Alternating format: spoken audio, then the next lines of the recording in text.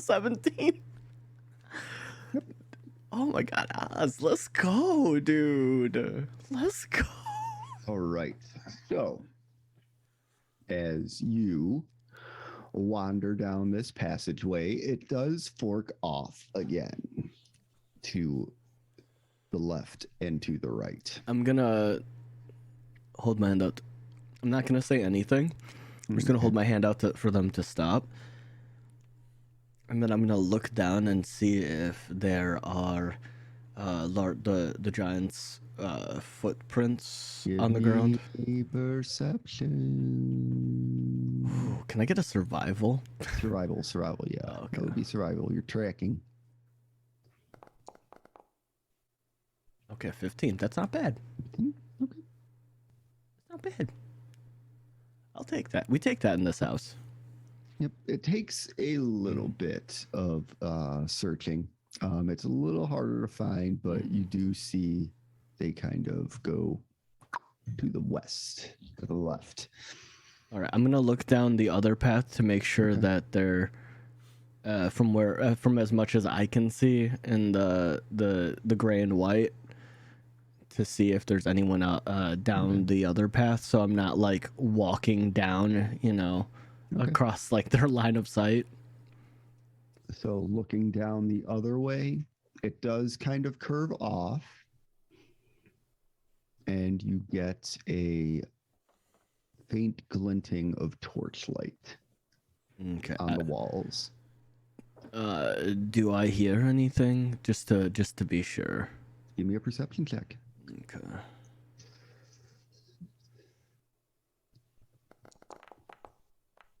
Ooh, that was almost 19. Nice. Kind of focus down that way, listening. Yeah, just like looking and listening. You don't actively hear anything, but you do see the light kind of shifting, like, so there is active movement down that way. Do I hear hear like little shuffling of footprints? From this distance, no. Okay. All right, I'm gonna look behind me and just go, and then I'm just gonna move down the hallway, the hall to there.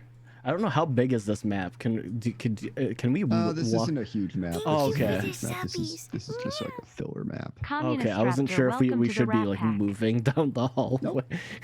Nope, it's not like a huge map this time. Okay. I wasn't sure if it was like the cultist catacombs. Okay. That was fun. Yeah.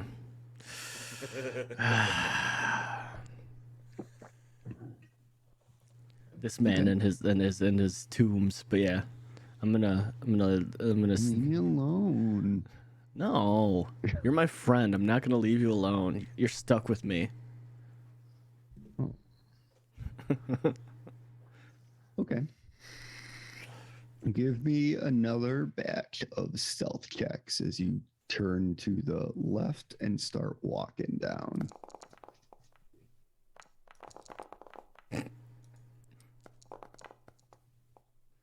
Okay. Very 7, 9, 10. Hey man, look. Like much with Ragnar does, he is not good at it, but he rolls advantage. Doesn't mean it's always gonna work. Our confidence from our first couple rolls has gotten to our heads. No, nah, dude. I was waiting for the downfall, man. Right? So, you guys are walking down the hallway.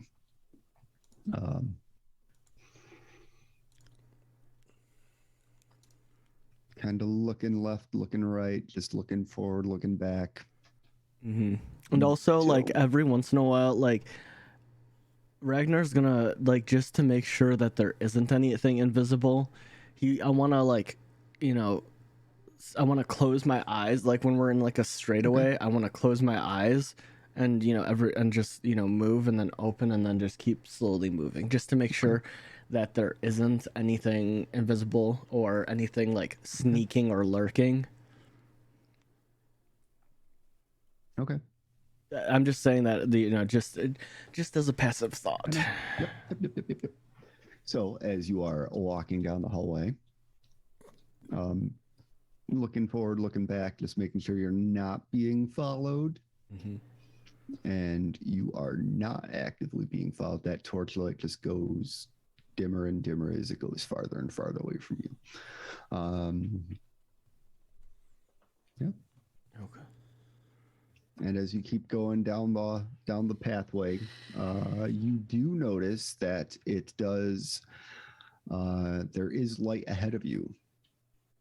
I'm just gonna hold my finger, and I'm gonna.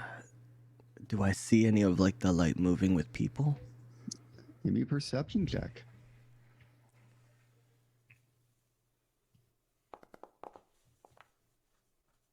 14. That's still pretty good.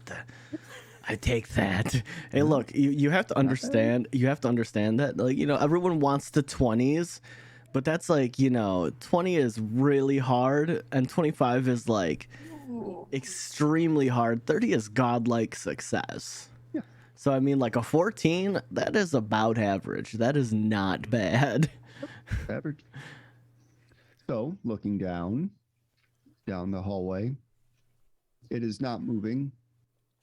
You get the sense that it is an opening. Okay. It's a natural opening to this tunnel pathway. Can I'm gonna go back a little bit and just like whisper to them. All right, there's an opening. Let's be quiet. I don't know if I should use another potion. I don't think it would be very, you know, I don't know if it would be good. I don't know if it would actually be good to use. Unless you guys want to hide here and wait, and I can go in and explore. However, there may be dogs. And what I can do is I can give the boots to somebody, and you guys can, since I'm invisible, I should be naturally stealthier. And then you guys can hang here. Because I didn't have to focus on using these. Well, I mean, if you are able to sneak in. I mean, with invisibility, from what I've seen, the potion lasts like an hour. While I was tracking him, it lasted roughly an hour. So I would have about an hour of time, but with that, I mean, I will be able to sneak in, but I only have 2 left. Bear in mind. So that could bear nothing from the opening. So I mean, we can all try to sneak in, but just bear in mind, like, if it's an opening and there's a whole bunch of people there, I mean, I could get into a good place and we could stealth, or we could all take, or send me and Brooke, we could take potions of invisibility, and Oz, you can take the boots, because you're much smaller than us. You would be able to, slink in, like, in rocks or outcroppings. You'd have a better time than, me and, 8-foot guy, like, trying to hide behind a 4-foot rock. Yeah, see how silly that is, right?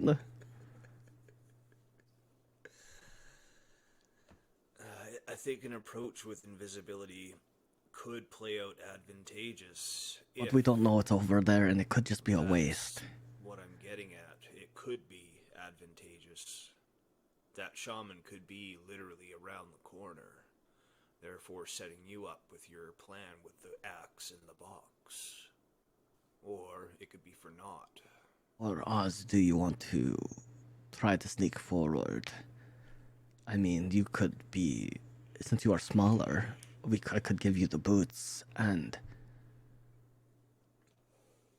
since you're smaller, you could theoretically sneak in. Unless you want me to just try to sneak forward, but I just don't want to leave you guys behind too far because we have no way to communicate. Yeah, that's the thing, and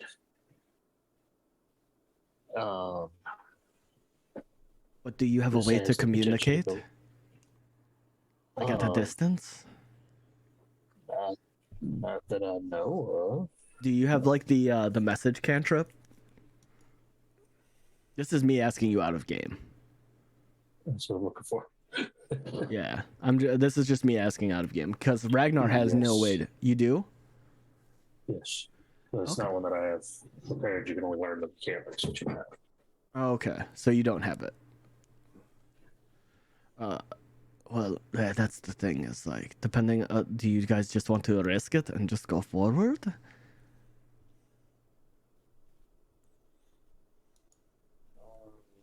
We have options. We do. Unless someone has a spell to see the whole area in front of us. I.e., this is me asking if any. This is just me asking. It does, because since you are a holy caster, I don't know if you can learn it, but do you have the spell clairvoyance? I do not. Okay, that fucking spell is insane, but completely underrated. I can cast see invisibly or invisibility. That doesn't really help us with like seeing No. further. Hello, friends. Yes, we are actually here, friends, but we're doing it live because we literally have to okay. This may oh god. Okay. We are actually playing from the shadows today, folks. Yeah, we are playing from the shadows, and yeah, let's see if we can do this. Jazzy, hello, Jazzy. We are here. However, Good morning, Jazzy. okay. God dang it. Okay. Yeah, we're gonna have to do this. I have a question. My friend, shit, I don't know how I'm gonna do this anymore. Everything is broken and everything is okay. Okay. Boom, boom, boom, boom. Everything is terrible, guys. It is my Yeah. fault. It's not. difficult. Yeah, you're okay. You're okay. Okay, there we go. We're back. Okay, we're back, friends. And we're back in action, and let me just readjust our beautiful Rin face, so that way we can all see her. Rin is coming live from a storage room because she's that dedicated. This is why she's our bean. She is dedicated to the cause, and we're here for it. All right, there we go. I'm a mess today. Also. Oh hey, look! If that's the way you woke up, I'm jealous. I was Cause gonna say that's what you call a mess. Damn. You guys yeah. are great. Thank you for the confidence boost. Hey, look! Hey, look! We this if we're here for anything, we're here to give you serotonin. Okay? I'm here for you. Yes. Oh. All right, friends. As you can tell, I do have a. No, I don't know. I don't know how this is gonna work. All right, Rin, you're gonna have to be playing through via Theater of Mind because apparently I can't do what I was gonna be doing. I will let you know where you. Totally fine. I can do Yeah. theater of mind as long as I know how many feet away from somebody I am. Correct. I will be moving your actual character on stream, and I will be letting you know if you want to move 30 feet in a direction. I will let you know if you have to make a check to ensure you can make it there, and I will give you distances and stuff like that. So it'll be fine. All right. Yeah, and exactly like Jazzy said, cute anime girl hair. These are true. These are facts. And I am It's the same Lamus. color. I just fixed it. Yeah. It's because you have a huge fan base here with us. You know, in the Misfits, you've got a cult following, and you know, it's straight facts. Yeah. Yeah, she loves us, guys. She loves us all. We're blessed. Hashtag blessed. All right. So as you guys can see, I am Lamis today. I didn't want to change our overlays and stuff because this, as you guys know from last week, that I am dungeon mastering our team through a one shot of sorts. It's going to be a battle royale. It's going to be taking place before the unfortunate death of our beloved Brooke. So yes, Do you guys know how upset I am about that? yes. We now for context, when Rin came home from Connecticut, we all just were sitting there. Me and Lamis were actually in a call preparing for this, and all we just see is bing, bing, bing, bing, bing, just messages, and we're just like, oh no, oh no. But I am Joe Dirt. If you guys are here, I'm not actually the name Lamis under there, but you know, the man needs his credit.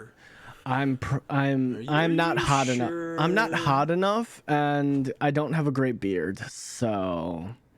Don't sell yourself short there, pal. Oh, damn. Thank you. So, let's get into our announcements today. So, first announcement, next Saturday is the premiere of the Shattered Realms. It'll be our Saturday night mini campaign with moi, this guy, as your dungeon master. So, if you guys want more 5th edition content, we've got some new faces joining us, as well as some old faces. And there's a cast of characters, and they already stole a kobold. So, yeah. Hey, did we steal him or did he like join us? I look. Either way, man, that kobold. Yeah, that kobold, I don't know. Look, you guys got That a kobold. the real hero. and not to mention they murdered about what, 8 6 or 8, kobolds, eight kobolds in like a like a spinny blade maelstrom. 1, 2, 3. I think 4. 4, died? maybe. Yeah, I think 4 died? 2 escaped, 4 died. Yeah. So yeah, Out no. of the 20 I had in my pockets. Look, you rolled a natural 20, so I'm gonna give you the kobolds, okay? Like, look, I'm not happy about it. Court, what's up? Stealing kobolds seems pretty on par for 5e. That or goblins. Yeah, their first interaction was gonna be goblins, but then I'm just like, what are cuter? Kobolds. Who makes traps? Kobolds. Yeah, let's do it. By the way, welcome on in, Court. I hope you're having a Court? good. Yeah. Right, Court? Oh, look. Yeah, we have our anime waifu Rin here today. Yeah, that's what we're gonna call you from on now. I'm waifu'd up. Yep, you waifu'd up. Let's go. Hey, you guys. No, you don't. Don't lie. Don't I know. lie. Don't lie. It's true. Yeah. So, Murder Hobo seems on point. Yeah, pretty much. But if you guys, we'll start with our first sponsor. Us. If you guys want some dice, use !dice in chat. If I remembered, I don't think I remembered to start my bot. So let me start my bot, and then we will do !dice, because if you guys want some epic dice like the 2 gentlemen are holding up, get your dice today. I used mine in a game of Call of Cthulhu, and by God, it's freaking nice. Court says hi. To you, Rin. But you are muted. Still muted. Hi. Yeah. What was that? They said hi. Hi. Yeah. Sorry, I can't see chat right now because No. I'm scuffed. But you know, you're yeah. Latigo, what's up, dude? My bot is starting. Well, we will get the dice will appear here in a minute. I forgot to start my Do we know how bot. many sets of those dice are left? I haven't checked in a hot minute. I think there's less than 10 left. I believe there's less than 10 sets of the Okay. dice left. See, So if you guys are looking to get yourself some dice, be sure to do that. And if you're not in the States, no worries, because they do deliver. All right. So I wonder, does it work now? Is it gonna work now? There we go. Now it works. There you go.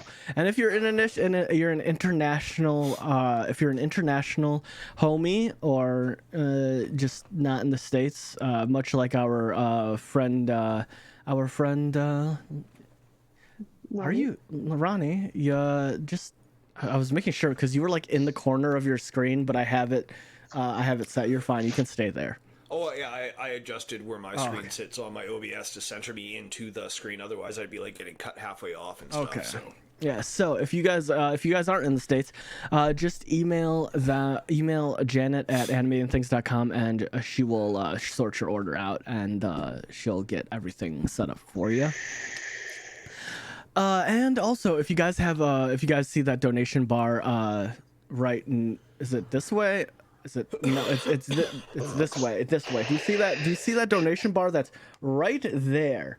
Like right there. It's somewhere. Yeah, it's right there. If you see that donation bar, we are getting to $200 for character art. We're gonna get little chibi versions of every character plus the dungeon master, and yeah, that's gonna be our character art. So if you guys would like to see us have character art, now we can. Now let's hope that Ronnie's next character lasts longer than Brooke. That's gonna be the goal. We're gonna protect him at all costs. Unless he's an asshole, then maybe not. But if you have a couple dollars to spare,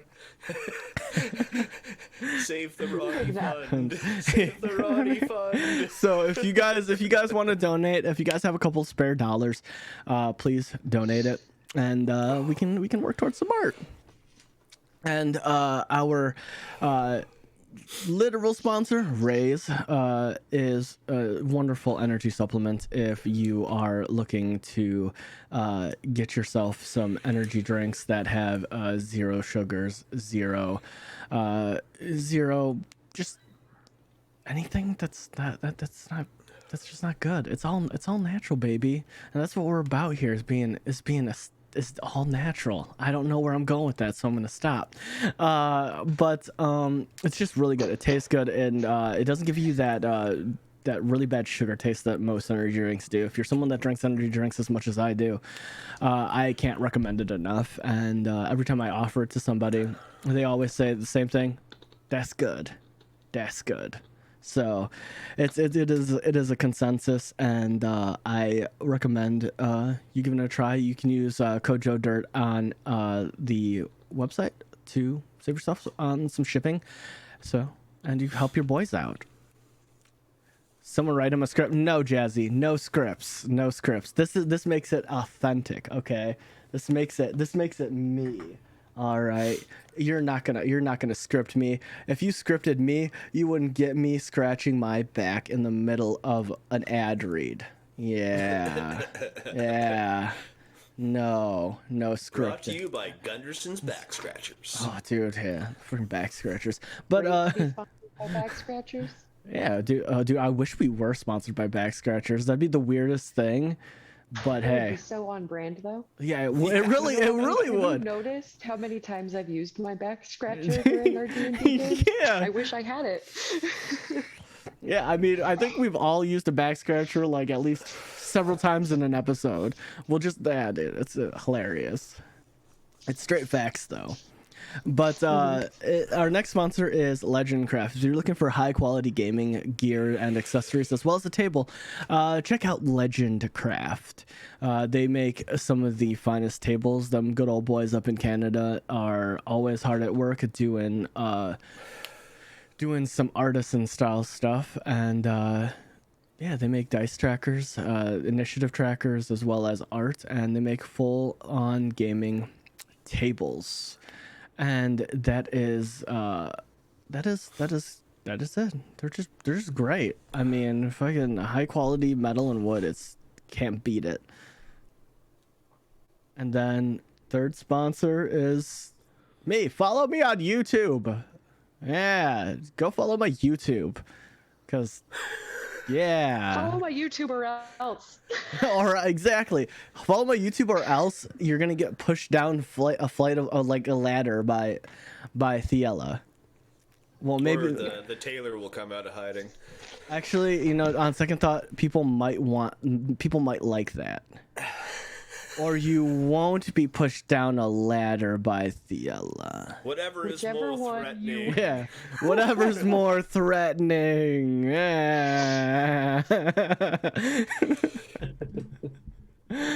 Grr. Personal experience tailored to you. Exactly. Yeah. Exactly. Yeah. That. See, now you know we're gonna need you to tailor personal experiences to each of our characters of damn punishment. Right. Note to self: new character is a tailor. Is the tailor? Oh my god. That'd be, Oh no. oh dude.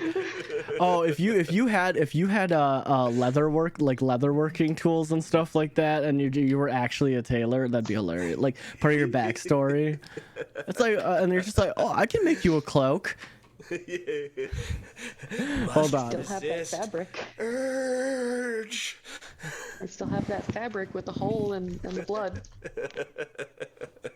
That bitch. I banished that motherfucker. Looks like get the fuck out of this plane. Speaking of rays, I forgot to grab mine earlier. So, ooh. Now Rin I'm is thinking, sponsored by coffee. I'm sick of Made all by these Kevin. tailors on this plane. Be gone. Banished. You banished every single tailor, every one of All them. of them. Now you're never gonna get that. You're never gonna get that cloak made. No, it's okay. We'll just all be nudists. Okay. Ragnar would be down with that. Yeah, he would be know. down. Yeah. He's just like, meh. You know, he only covers himself with a thin piece of leather anyways, so. Meh.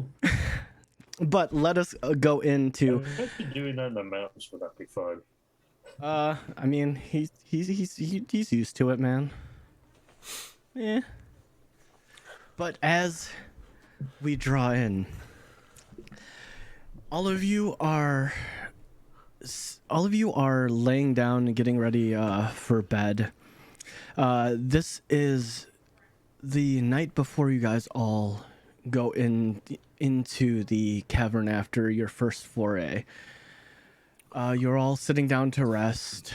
You see Ragnar and Oz talking about boots, and Oz is like, "Yeah, I can make those." And you see Bruck sitting by the fire, casting some warmth over his face, preparing for what is to come. And you see Thiela holding the tiny cat, and just petting and just booping snoots. And around you all is an air of just darkness and silence, because you finally made it to the binders and you're making your way to the mines. And as you all find yourself to rest, you feel like you're almost shunted. Like, that dream of falling, and you're falling, and you're falling, and then you wake up, and you shake. But when you come to and you wake up, you realize you're not in Kansas anymore? Yeah, you realize you're not in the outcropping on a mountain anymore. You are surrounded by stars on a massive disc, and you can see the bottom, and you see the world below you, and you see a pillar with a giant standing figure in a robe with his hood pulled down. And the face you see before you is a very slender looking face, but it's weird. He looks like a galaxy, constantly moving. And then you see in through his beard, you see stars, almost like they're falling. And his eyes look like two suns. And he looks at you and he says, "Welcome, my young adventurers. Now is the time to have some fun. My name is Galactic, and I want to welcome you to my stage." And he snaps his fingers, and you just see as the platform around the stars starts to shift. You see all the stars start to click in and out of place, and they're all people. And they start clapping. Ah! You know? And you guys are standing in an arena and a crowd of people. So, my young fanciful adventurers, who are you?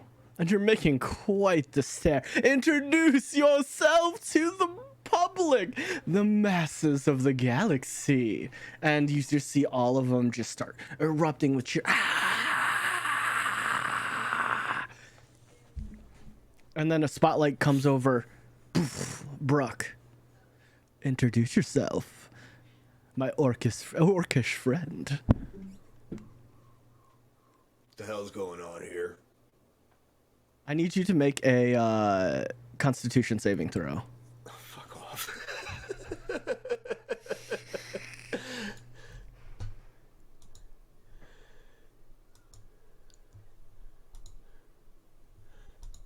Just a quick update. Mhm. I do have access to the Twitch, and I can Fuck see it on the off. television. It's my television, Nice. so Woo! Look at you. I know what's going on now. Okay, cool.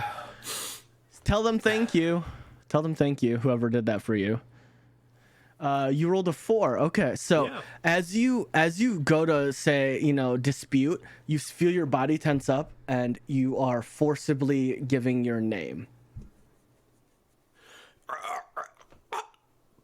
Brock the Rotten. Yes, look at him! Fantastic! What a great name! And boom, above Thiela. My dear, you lavish being, who are you?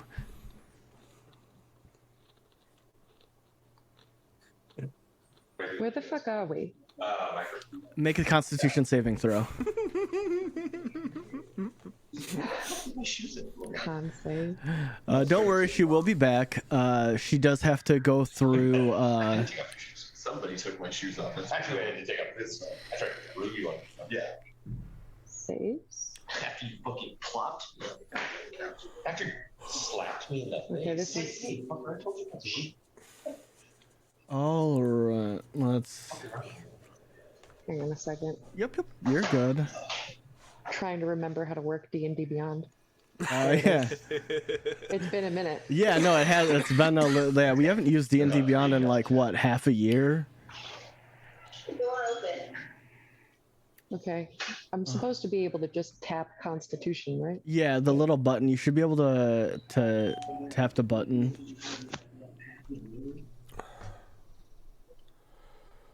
On mobile, and then it should roll theoretically. It's not doing anything. Okay. It should be a little like your bonus, like your plus. Yeah. What I can do then? I can just roll a D20. Yeah. If you have a physical dice, you can roll them. I trust you I guys. don't have physical dice. Oh yeah, just roll D20 and then add your Constitution. I don't think I have any like that.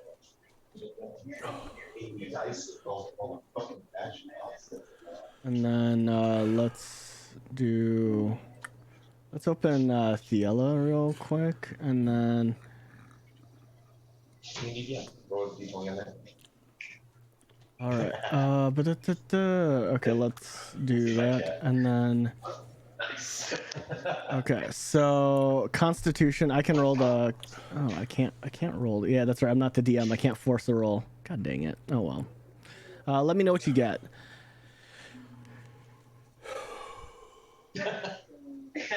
Fireball. However, actually, I can do this.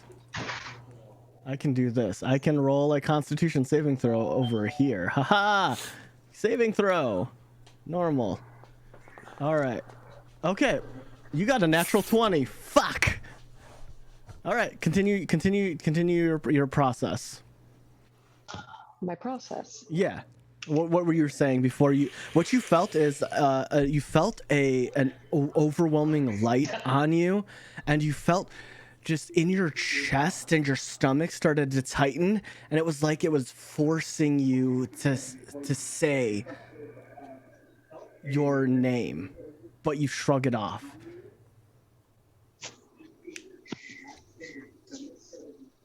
I don't understand. Was that some sort of gas or like No, it compulsion? was yes, it was a compulsion. But please tell the audience who you are and let us know so we know before our event begins.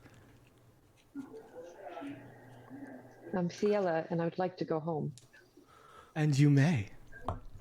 Once we get to this fine dapper man, and the light transfers over to you, Oz. Who are you? Osmond's Bellwether, preferably Oz. Wonderful. Now, as he turns around and he gestures out to the crowd very ostentatiously, you notice something. Every one of you notice something. It's far too quiet. There is no Ragnar here. It is far too quiet, and you do not see you don't hear the loud voice, and you know that he would be causing trouble right now. Well, from the lack of chaos, I assume Ragnar didn't get brought with us. And he looks around and he's like, "Oh, your giant obnoxious friend?" You Yes. see a giant tube, like a giant test tube, and you just see Ragnar. His eyes his normal emerald and sapphire eyes are white. They're just white, and you just see him standing there, just like he's almost like, you know that moment when you're super exhausted and you're about to pass out and you're like wobbling and you're just like, I have to make it to bed. That's what he looks like. And you notice around his neck there is a giant massive collar with a giant sigil on it. And he's just standing there just going, I thought it would be better. All of you want him to shut up anyways, correct?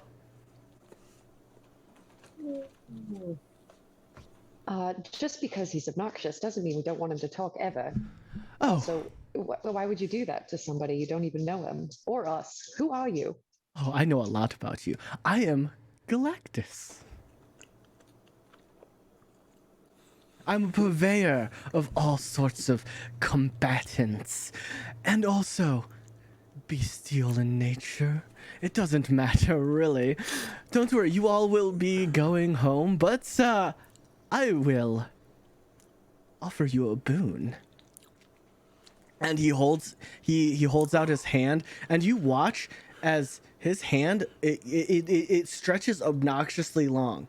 It's in front, like it's about like 5 feet in front of all of you, but he's still standing in the same place. And he holds this box, and he takes his other hand, and his other hand obnoxious, like it reaches very, very grotesquely, and he pops it open, and you see a bright white light. And he's like, I'm here to offer you potentiality. And he closes it and he brings it back. But that is just one of my rewards. However, if you win, I can offer you something else as well. But if you want what's in this box, or if you want this, and he opens up his hand and a question mark appears, there's another thing I can offer you. But this is more direct and it will aid you in power. So for everybody watching at home, what that means is they get a half feat of their choice. So if you don't know what a half feat is, it's where you bump one of your ASIs up one and it adds something else. So it's very strong and it's a free feat. However, we also have another option, and this option is catered to whoever wins in particular. So that I will not tell you. Well, you know what? I'm feeling kind of saucy today. He looks at Oz, and he holds out his hand, and the question mark's there. What is the one thing you want? Any item.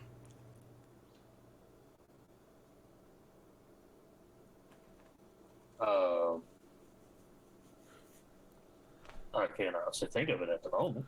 Do you mind? You know, consent is sexy. Do you mind if I touch your forehead? I don't want whatever happened to him to happen to me, so... No, that was precaution.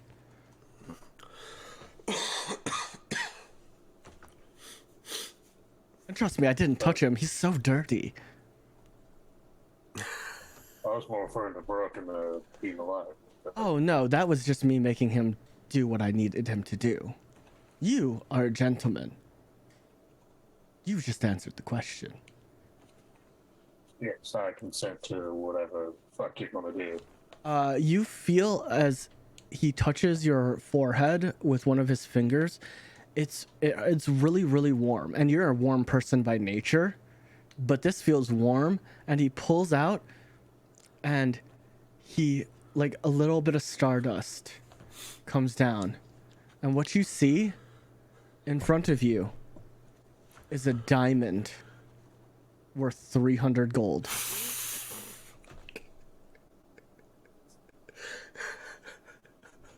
You know, that might be pretty...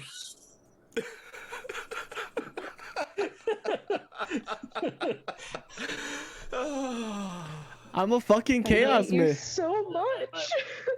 I mean, look, you guys think you can create chaos? I am the king of chaos. That's just a dick move, man. So, he holds out. Too soon, man. Too soon. He holds out, and you all see the diamond, and he turns to Thiela, and he just looks, my dear. You have a choice between gaining your own power, or helping people in the future. And you watch as he closes his hand, opens it, and there are 4 diamonds worth 300 gold pieces. So what will you choose, my dear Thiela? The option to save the ones around you, or to make a gains for yourself? The choice is really yours. And then he looks to you, Brooke. You have an interesting future ahead of you. Oh, God. Now, I have an option for you as well. He holds his hand up, and he spins it with a flourish. And there's a bottle, a long vial. I would like you to cast Detect Magic. Because I know you can do it. If it's not, I don't know. It's part of your is it part of your pact magic? Yes. No, that's the launcher I think has detect for magic as Paladin. well. Oh, the paladin. Okay. Yeah. All right. Detect magic. All right. There, you cast detect magic, and your eyes do whatever they normally do. I'm not gonna tell you what they do. Like one eyebrow raises. And you see that amongst the stars and everything goes dull except this vial. This vial has the spell Death Ward in it.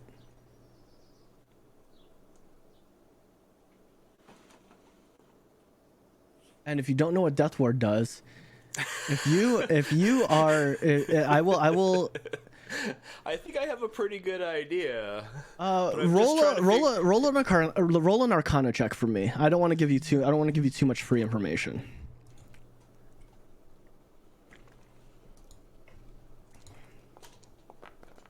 Oh, amazing. Nice. That is beautiful. So Death Ward is a spell, obviously. Let me pull it up here. Let me pull it up so I can give you the verbatim words of the spell, because the 23, that is good enough. So the spell is a 4th level spell, typically held by clerics, paladins, life domain, death domain, grave, and everything like that. So it's something that as a paladin, you would have seen potentially casted a couple times by other paladins that were higher level than you, or they have more skill than you. So it's something that you'd actually be semi-familiar with. So you touch a creature and grant it the measure of protection from death. In the case, you'd be drinking it. Yeah. The first time the target is dropped to 0 hit points as a result of taking damage, the creature instead just drops to 1 hit point, and the spell ends. If the spell is still in effect, and when the target is subjugated to an effect that would kill it instantly without dealing damage, that effect instead is negated against the target, and the spell ends. So it's a death ward. So you can, yeah. yeah. So these are options. So he just looks at you and he goes, "This could be your choice."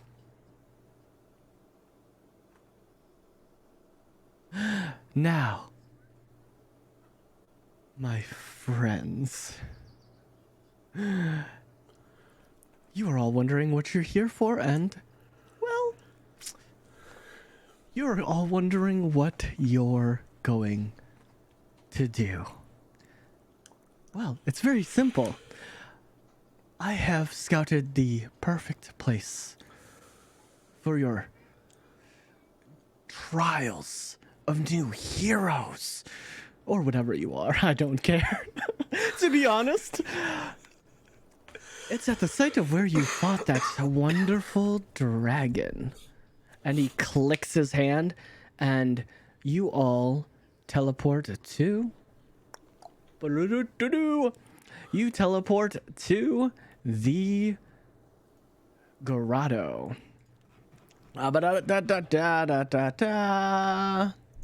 That is where we are, fam, and apparently The Bridge of Destiny. yeah, it is the Bridge of Destiny, man. It is your Be right destiny. Alrighty.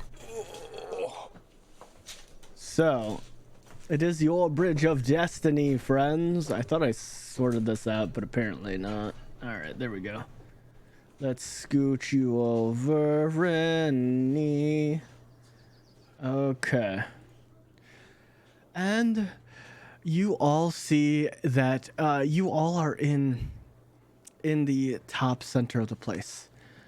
Now, you're probably wondering, what are you doing here? What is the purpose with this? Well, if you want the prize, it's simple. You just have to kill each other. Don't worry, you will come back. In this case, I'll make sure of it. So, go all out. Don't hold back. This is no holds barred. If you hold back, well, you're not going to win. So, if you want the potentiality, I suggest you win. Correct? Are we? I Are didn't agree to this. Oh. But like the voice in your head. Well, here you are.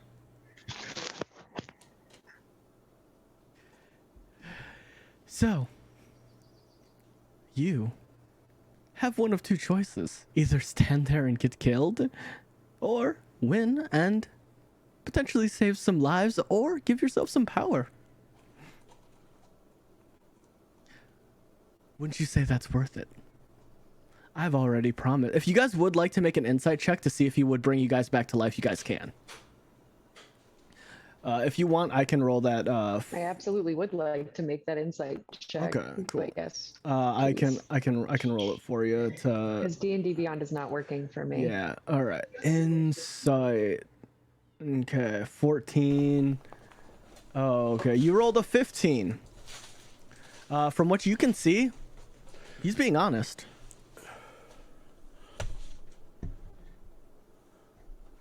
For both of you. Brooke, if you would like to roll me an insight check. I shall. Just to see if he will actually bring you guys back to life after you guys murder each other. 14. Yeah, you can tell. You can also tell he's being honest. He's being honest.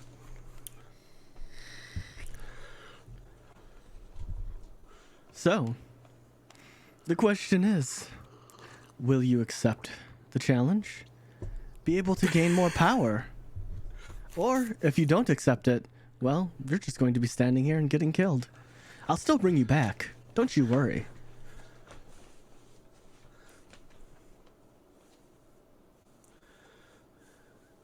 What do you guys think? What are we going to do? Do we believe him? Well, I mean, is it a question of believing him and following through on his behalf, or do we just say fuck him and just stand and protect ourselves? We could try that. I'm sure he's going to do something to get us to fight. Of course. Yes, I figured he might send something after us. And it's pretty much we're up a creek without a paddle. Hmm.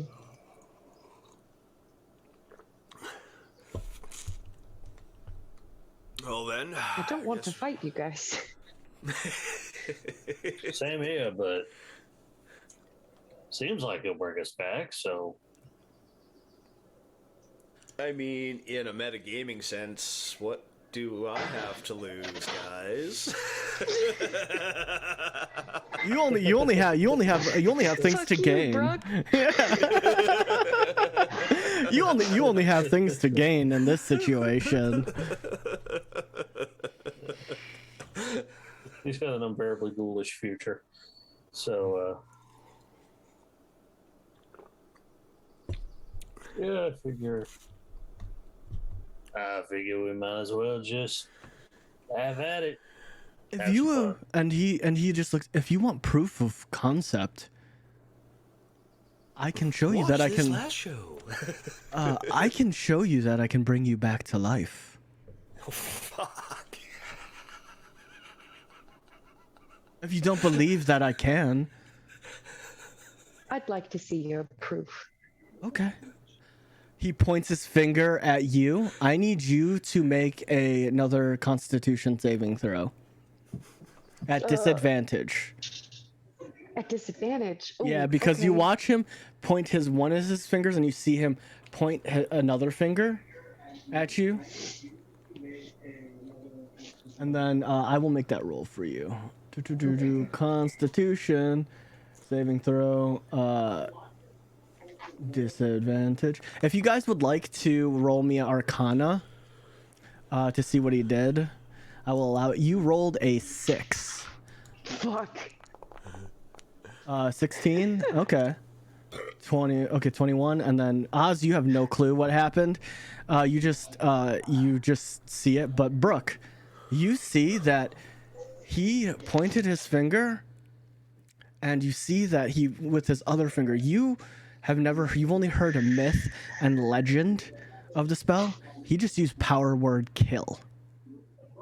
And you looked as there's a thin tendril that went out, and you can tell that you're not much of a magic type. You have borrowed powers on both accounts, but you can tell that this magic comes from innate within him, and you can tell that he manipulated the spell in some form. If you were an actual like a wizard or a sorcerer or like an actual caster, I would give you more, but you rolled really high, so you can see that. You watch as Thiela just boom drops. As you run over, Brooke, you run over. She's not breathing. She's dead. And he goes, well, let me show you in good faith the power. He snaps his fingers, and you see and as you start to breathe, and he looks, and you watch as he throws a star at Thiela. It's really beautiful. It looks like a shooting star, and it aims right for her chest, and where she would be at 1 hit point, you get the benefits of a long rest. So it's kind of like you're just like it's a really trippy thing for you, as you're standing there like, yes, I would like to see, and then you go whoa, boom, you just see blackness, and then you come back, your whole body is sore from the process of your soul being sundered out of your body, and then forcibly, like, you're not even given the option. There's no option for you to say no. It's literally whatever he did, he grabbed your soul and forced it back into your body.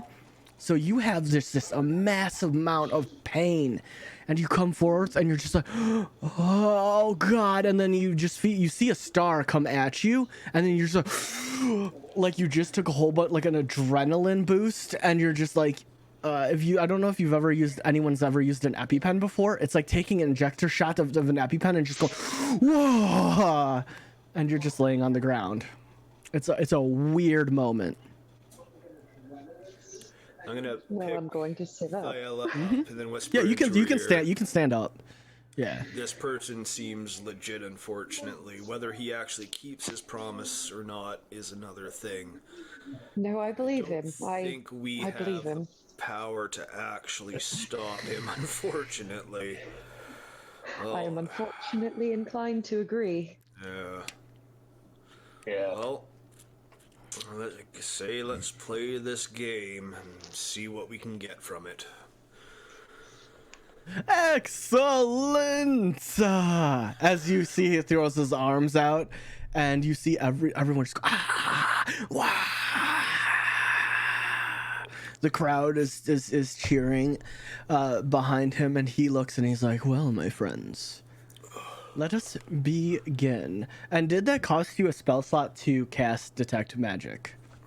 Probably. I just want to be sure before we go in. Yeah, it was first level. Okay, and then you see as he's just like, before we go, I have a gift for you. And you see a little heart go and start flowing to you, and it just hits your shoulder. Just unclick the spell slot. You get your spell slot back. Nice. So I want you guys to be all on, fair footing. So if you guys haven't at this point, hit the long rest button. Thelia, you should be. I'll hit it over on D&D Beyond. You should be fine. Yeah, it looks like when you and Lamus were chatting, you gave us all a long rest. Yeah, we did. So everyone should have a long rest over there. And yeah, I can't do anything on D&D Beyond, unfortunately, but we'll roll some dice and whatnot. We'll get it taken care of. But as you all prepare yourselves, you see that your platforms go into a circular pattern, and you all disperse to different points. They're all you're in a triangle fashion. So Thiela, you go on to the island So you are. I'll zoom in. You are on an island surrounded by the water.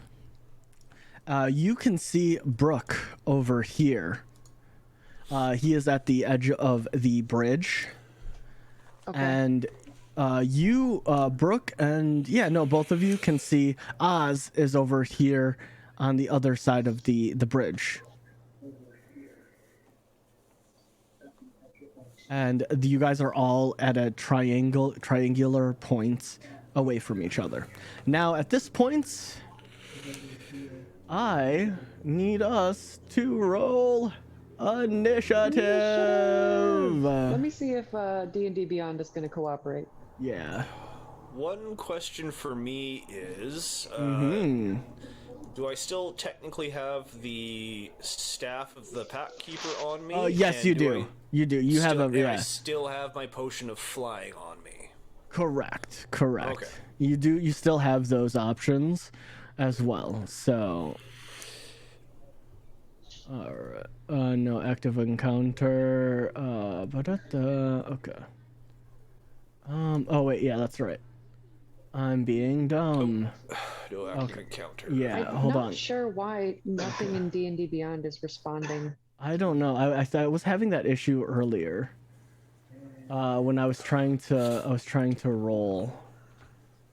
Okay. Ooh, it worked. I rolled a 10. Okay, a 10. Cool. Toggle combat state.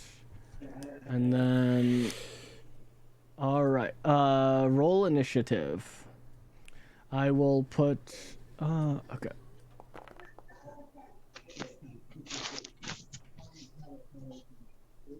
Wait, why are you okay. There we go. All right. And then Thiela is yeah, there we go. Thiela got a yeah. I wonder, can I reset this? Update okay. Update combatant. No. I wonder if I can I put it reroll, clear initiative, remove combatant. Yeah. I had a net 20 the first time. Well, Thiela, I'll just keep you at a 14 because that's better. So, if you're okay with that. I mean, I'm not going to argue. I'll take 14. Yeah. All right. Cool. What do you mean you're not going to argue? You're not gonna argue? What? I mean, I argue all the time. I should, but I'm not going to. All right, Not and with- then not when it comes to initiative. I usually roll.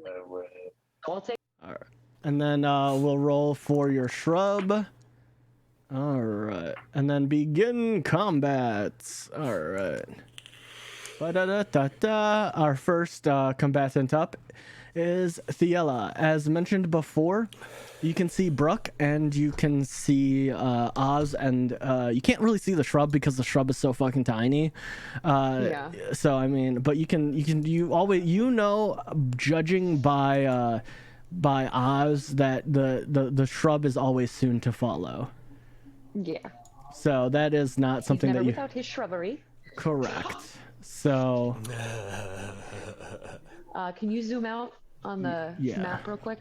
yeah, there we go. Boop boop boop. There you are. There you are.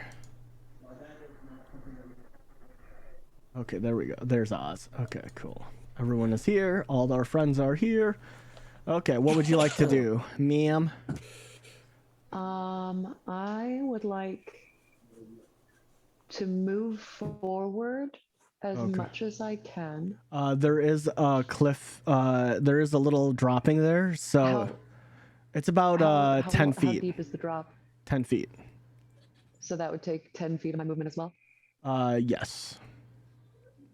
And then Just the put me bottom part forward as is far as possible. okay. So that would be this would be 5, 15, and then this would be, you could get right about here, because this where you pass through underneath it is difficult terrain because there's a Yeah. bunch of rocks.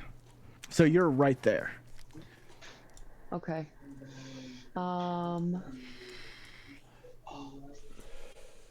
Let me see. They're moving the battle. What? My spells real quick. Yes.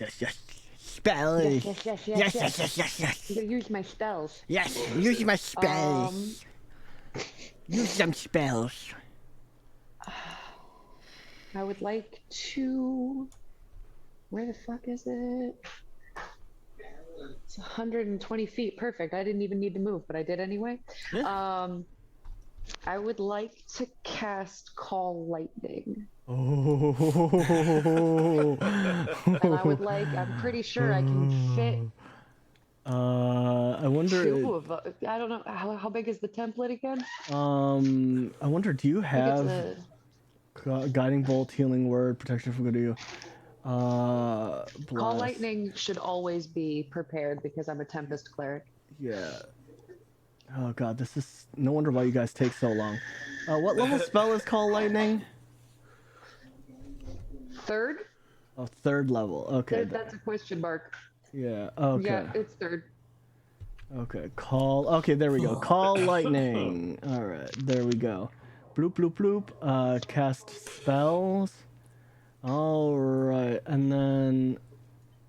Okay, there we go. So we will. So from here, yeah, you could. We'll say you can fit them both in there. Yeah. Can I? Yeah.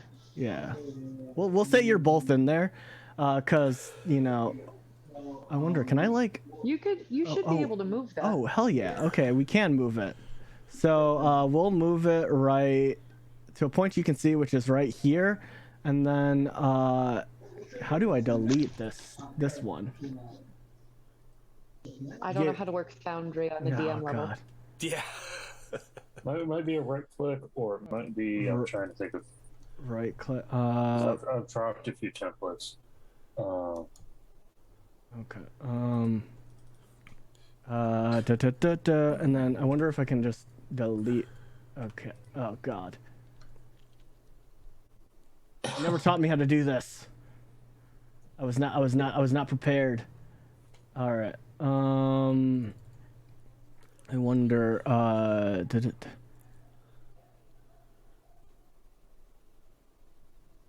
dang. Okay. Tile controls? No. Oh, effect controls. Okay, invent dweller mask. No. Filter effects. Oh, oh no, that's clear weather filters. Okay. No.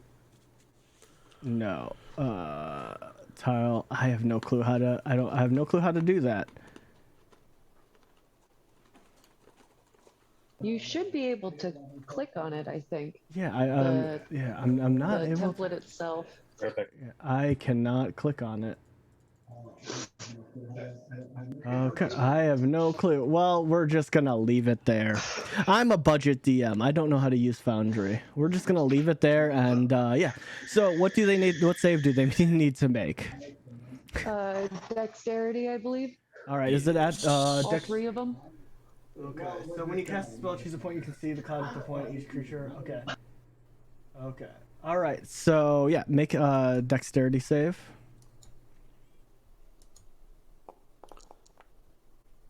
Damn it. All right.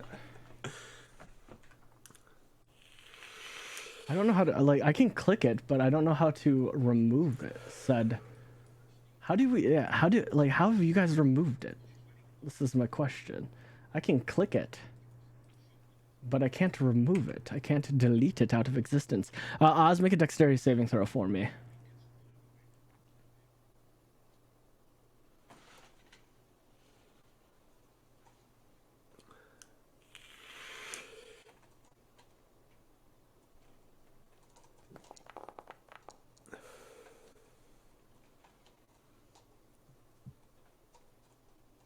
All right, so 14. So you all, Oz, you take half damage, and yeah, okay. So damage we can roll, and I'll roll that for you. Hang on. Oh. I would like You to should show use one of divinity my or shoot. channel divinity points to roll max damage. Oh shit. Oh shit. Okay. Okay. She's getting saucy, guys. Okay. Yeah, so that is max damage, so 3d10, so that's 30 damage to Brooke. And that would be 15 to you. Oz. Sorry. Sorry. Don't worry, you've just gonna feel the wrath of both of us coming after you now. It's okay. It's okay. All right, you said channel divinity, correct? Correct. I believe it's Wrath of the Storm is Okay. one of my channel Yeah. divinity features. Yep. All right, Wrath of the Storm usability. Bloop. Well, I guess the gloves are off now. Yep. Yes. You see, like, it's like That's my cracks in his turn. horns. That is your turn. All right. Next in line, Brooke, you feel this absolute lightning, and you see Thiela, and you see Oz as well. You see Thiela over on the edge over there, so you do see her. What would you like to do? Well, I need to get out of this shit here. Where's the line? And my map and screen is so far away right now. Hang on. So I'm 5, 10, 15, 20, 25, 30, 35, 40, 45, 50, 50. Okay, good. So I'm going to shoot backwards. 1, 2, 3, 4, 5, 6. I'm going to shoot back to there, and utilizing my Rod of the Pact, I shall toss forth 2 Eldritch Blasts. At whom? At Thiela. All right. And now, with the fact that I am in Supreme War Mode, my Eldritch Blast now comes along with a special little trick, and each blast will toss you back 10 feet. Actually, it's not going to toss me anywhere Oh, that's because true. I have this shield, and Yeah. I'm going to slam it into the ground and become an immovable object. All right. Do you want to roll a 1d4 for me? I would love to roll a 1d4. Let me see if D&D Beyond cooperates. Yeah, I want you to roll as many dice as you can. I know, I do too. All right, so the shield. Okay, she is gonna use Thiela's Dragon Slayer Tower Shield. So I need you to do a 1d4 plus. Oh, fuck. Holy shit! You got a natural 20. Oh no! If you can't roll a 1d4, then just let me know. I'll roll it for you, but I want you to roll as much, as many dice as you possibly can. All right, I rolled a 3, and it's a 3 plus what? 1. So you got 4. So 4. All right, so your AC goes from 19 to 23. So the first one misses, but that natural 20 is a 26. The second one crits. Yeah, so yeah, so I mean, like, you could later on you can still block a crit. However, roll that crit damage. 8 points of damage. 8? 8 points of damage. Okay. She's laughing at you, damn. Okay. And then, I guess, as my bonus action, let's bring up the other screen. Bonus actions. Okay. All right, you're at 48. Yeah. Maybe Lamus will eventually come in here and tell me how to remove this. Oh yeah, that screen isn't correct. All right. Where is it? There it is. Bonus action spells. I don't know why I can't. This is one thing I should have asked how to remove. Actions. Bonus actions. I'm going to utilize my healing light and roll 3d6 for healing. All right. Bruck the Rotten. Oh, where is everything here? I have no clue how to get rid of this thing. I can't. Wait. You click the. You'll figure it out, Joe. I believe in you.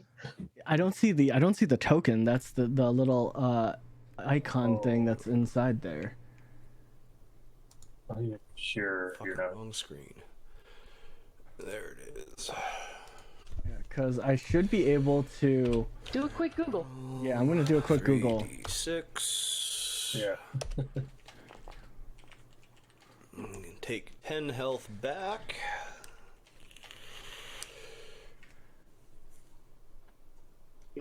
Did Oz roll dexterity for his shrub? Because his shrub is in there too. Oh yeah, true. Roll a dexterity for your shrub.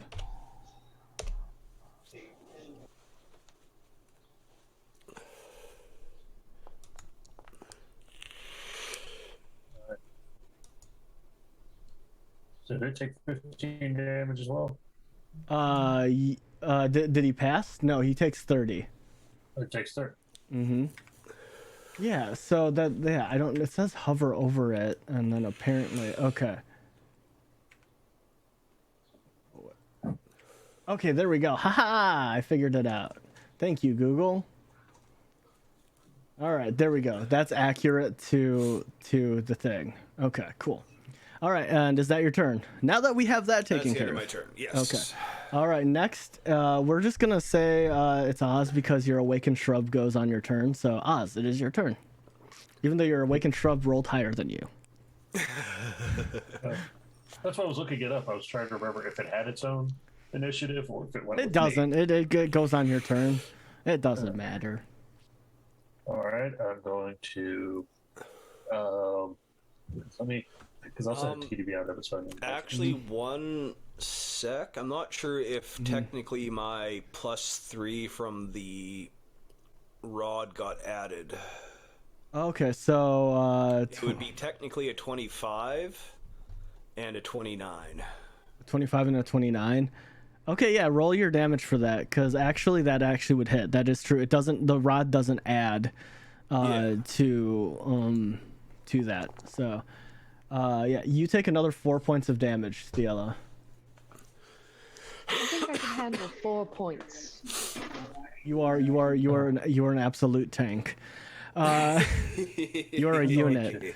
So now let's go to Oz. Oz, what do you want to do? I'm gonna cast Scorching Ray. All right. Do you have the at who and how far is it? Well, because I've got the 3, so I'm going to cast 2 at... I'll just have them all. I'm prepping them all in the chat. Okay. All right. Wait, no. How? I'm going to, reset that in my... Okay. It's 120 feet. Yes, 100. Yeah, you 75, and then I don't know if you're going to be able to reach Bruck. I don't know. Yeah, doing that, I was using up my spell slot, so I'm just going to attack through the 1 3 times. Okay. Come here. I did the math. I think he's like 105 feet away from me. No, he moved back. Never mind. That's why. That's okay. why I'm saying he's. Oh. That's why I'm saying I don't think you're going to be able to hit him. Let's get all 3. All right. Yeah, let me. Well, I know. Yeah, no, he's 100. He's 130 feet away from you. Okay. God, so you got another crit. Oh no! That's not gonna hit. No, that's definitely not gonna hit. So a 26 definitely hits. And does a 15 hit? No, her AC is currently 24. Okay, so I'm gonna add my 1d8 from my, because I still have my wand, right? Yes. Yeah, you still have your wand. Yeah, the one that Ragnar gifted you. Yeah, you still have it. Yes. Yeah. So that crit. I'm gonna need you to stop critting me. I'm gonna need that to stop. Did you roll might that as be a? a tick, Okay, you but- did. Yeah. So you Yeah. take another 28 points of damage. Oh my god. Oh my word. Okay. Oh god. Thiela is at 16 HP. Oh no. You guys realize and she I has still have a. my bonus action. Oh god, yeah, you do. Holy shit. they're gonna No, kill. I'm at 21. I don't think my HP was updated in Foundry. No, you were. Oh wait, yeah, that's right. You're at 21. We'll mark you at 21. Okay. I'm at 21 out of 61. Oh, 61. Okay, yeah. I'll just put you at Okay, 21 that on doesn't my hit. end. Okay, that does. Yeah, that does not hit. She does have the ACs. All right. So And just know, to everyone in And I'm chat, on if you want to difficult cause terrain, chaos right? or give health potions, that is the thing you can do. I'm letting chat know this. So if you want Thiela to win, give her some HP potions. See, this Yeah, is where I'm on fan difficult favorites are going to terrain. come in. Everybody knows Thiela's going to win. She's the cutest one here, so... Oh, she's telling him around like, hey, use channel points. Use them on me. Use them on me. No, I'm explaining it to my friends who are watching. Oh, hello, friends. Hello. Hello. Hi. So, that misses. All right. Are you gonna move Yeah. out? I'm gonna ask you once. Are you yeah. gonna move out? That's what I was asking. Is it difficult terrain No. where I'm at? No. Okay. So the thing is, like, where it's difficult terrain is going to be around where the rocks are on the ground. Like those two around you aren't, but like that grouping of rocks will be difficult terrain. Yeah, I'm getting next to the grouping of rocks. Okay. And then Oh, I don't know okay, why you have okay. another shrub here. Get out of here, shrub. Yeah, I don't get that until like Okay. 15th level. Yeah. Alrighty. So you are out. All right. And is that your turn? That's my turn. All righty. Let's go back to the top of the order. Thiela. Unfortunately, the only thing that's in there is that shrub. It's okay. It's okay. I am going to. Yeah, let me zoom out for you. I can't. Hang on. I'm Yeah. trying to remember the specifics of the shield. The shield, yes. So it gives you a negative to your dexterity, which is your dexterity is already pretty bad. Yeah, I know. Yeah. So you can take cover, so that gives you the AC bonus, but you get a -4 to dexterity. But I can use. Can I use spells while I'm? Oh being yeah, covered? yeah, you can. But no, you have to activate it as a reaction. Ooh, ooh, motherfucker. The shield? Yes. Yeah. Woo! Okay. So... Jordan Judd, thank you so much for the follow, my friend. Hello. We reached 570 followers. Let's go. We were at Nice. 569. Nice. Nice. Thank you. I am. I am going to Leilani. I'm gonna cast Cure Wounds at 4th level. All right, cure wounds. All right, so 4th level. Oh, okay. The spellbook is intimidating. I'm glad all I have to do is hit. All right. Did you sort by what is prepared, or is it everything? Because sorting by what's prepared really helps. No, I do not. But where is the okay? You cure. I rolled 23. Okay, for my cure 23. wounds. Okay, 23. I'll just add that, so it's gonna be 44. Yep. All right, cool. There we go. And I'll just add it instead of looking through, because on D&D Beyond you have it marked anyways, so it'll work out.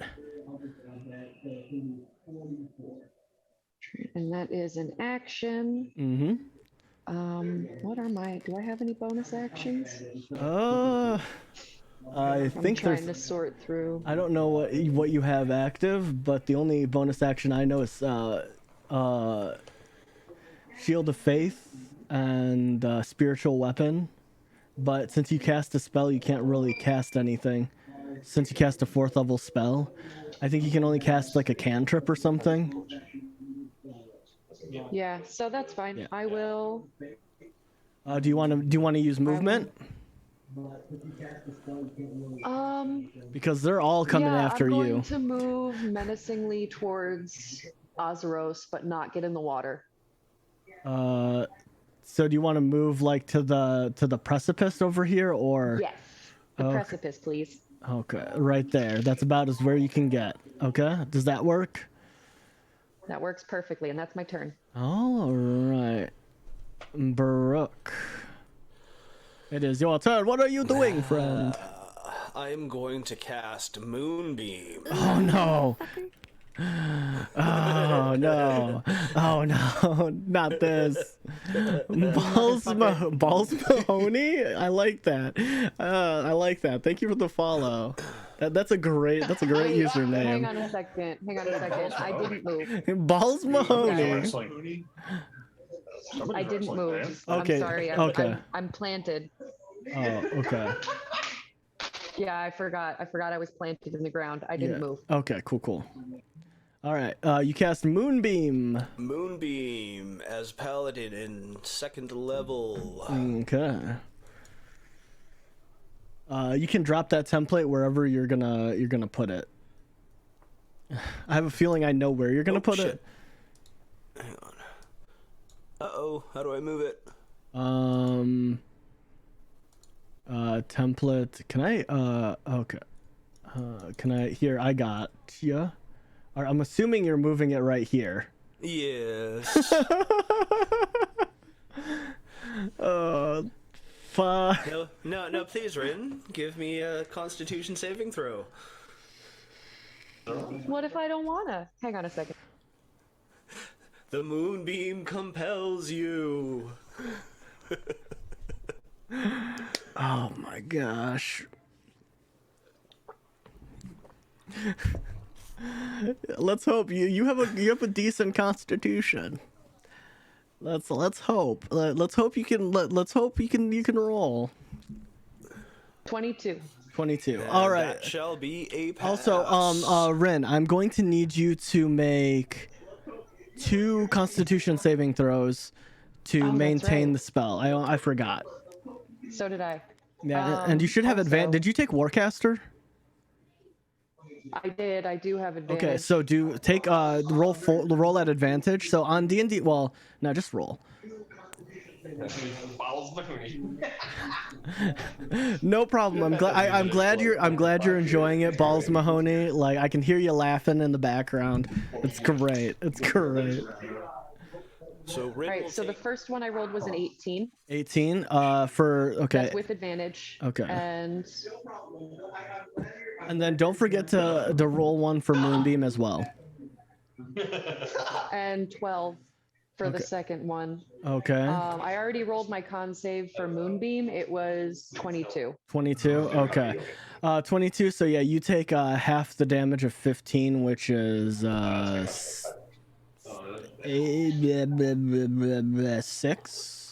No, that's 12. 8. It'll be 7 or 8. 8.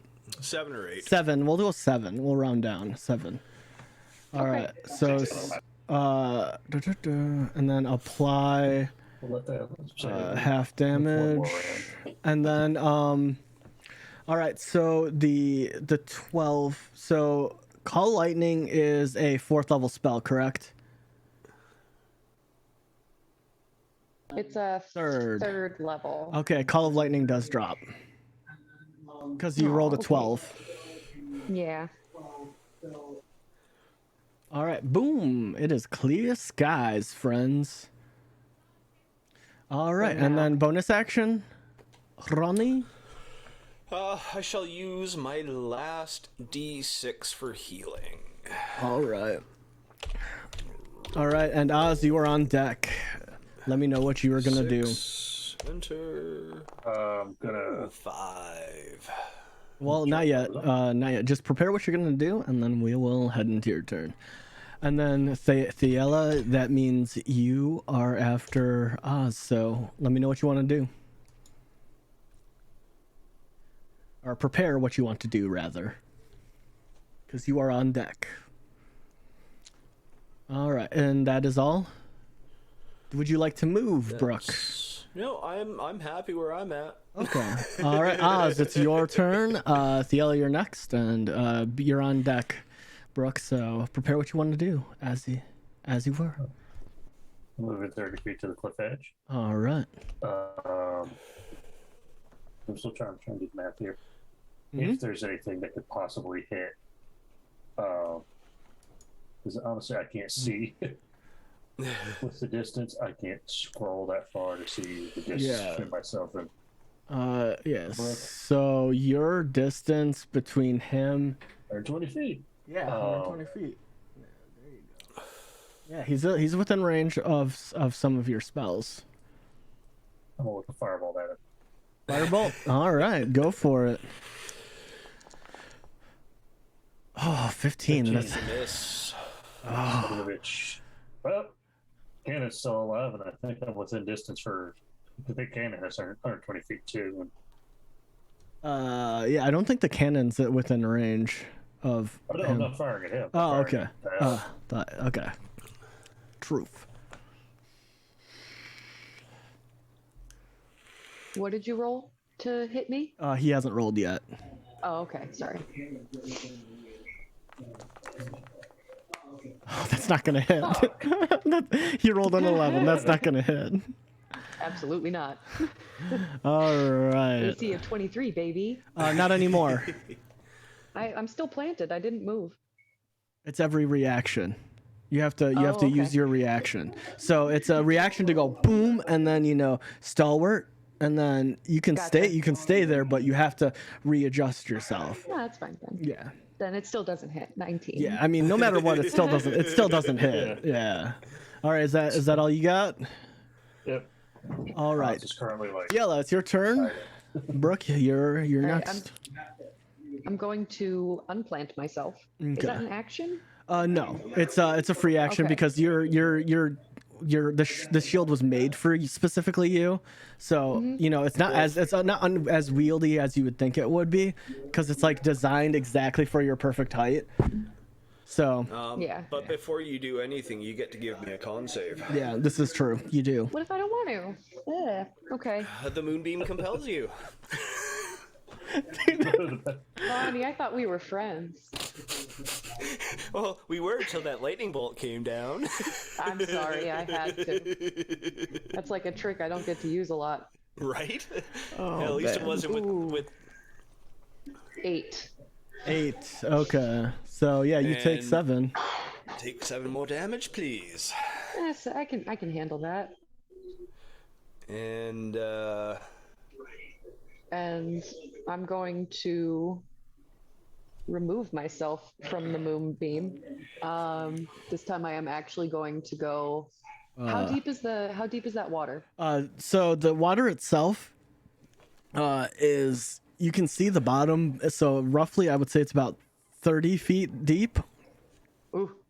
And you have to remember that the well, not 30, probably like 20 feet deep, but from where you're at the top, it's a 20-foot drop if you wanted to jump in.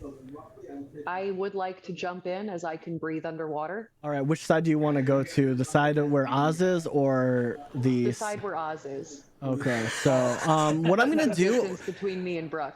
This is Sorry, gonna. This is going to be.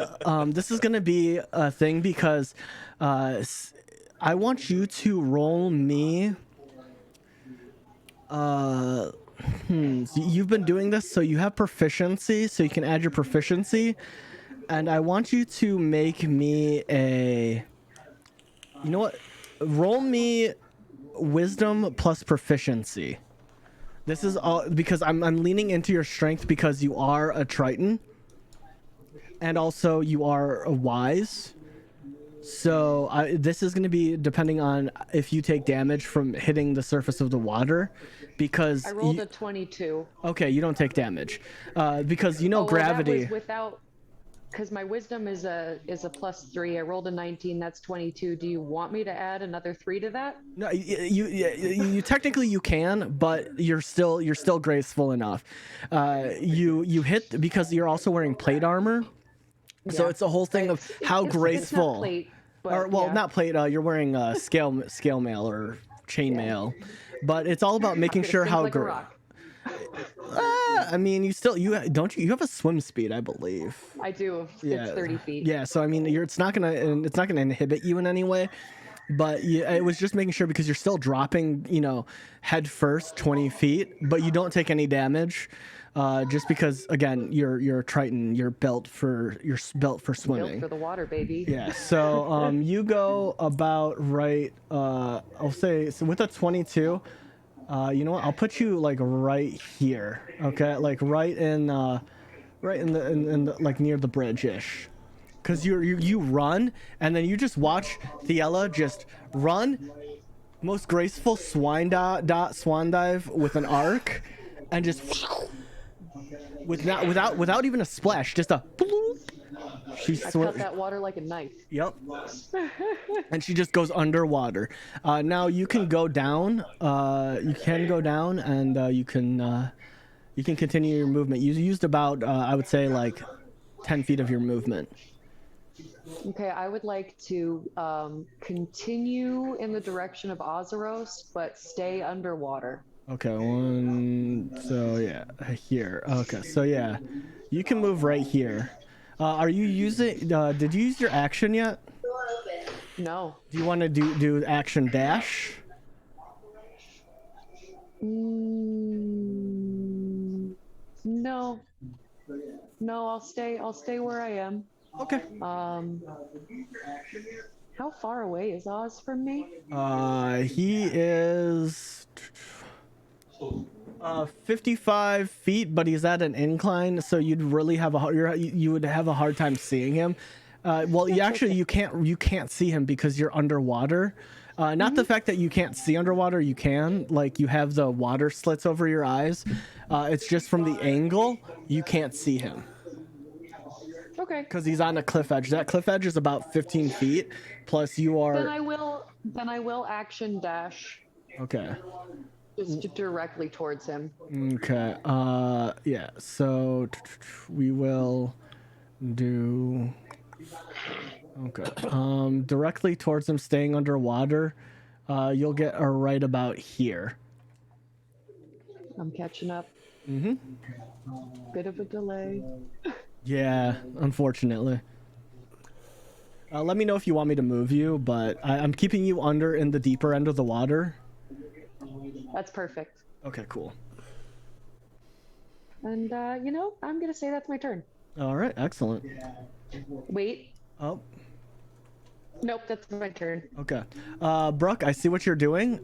Make me a perception check. This is going to be a bit of... Actually, that was going to be my question to begin with. Will the moonbeam even penetrate through the water, technically? You don't know. Okay. But you don't know if she's where she is. You saw her jump off the other side. True enough. So if you wanna clock her location, make a perception check for me.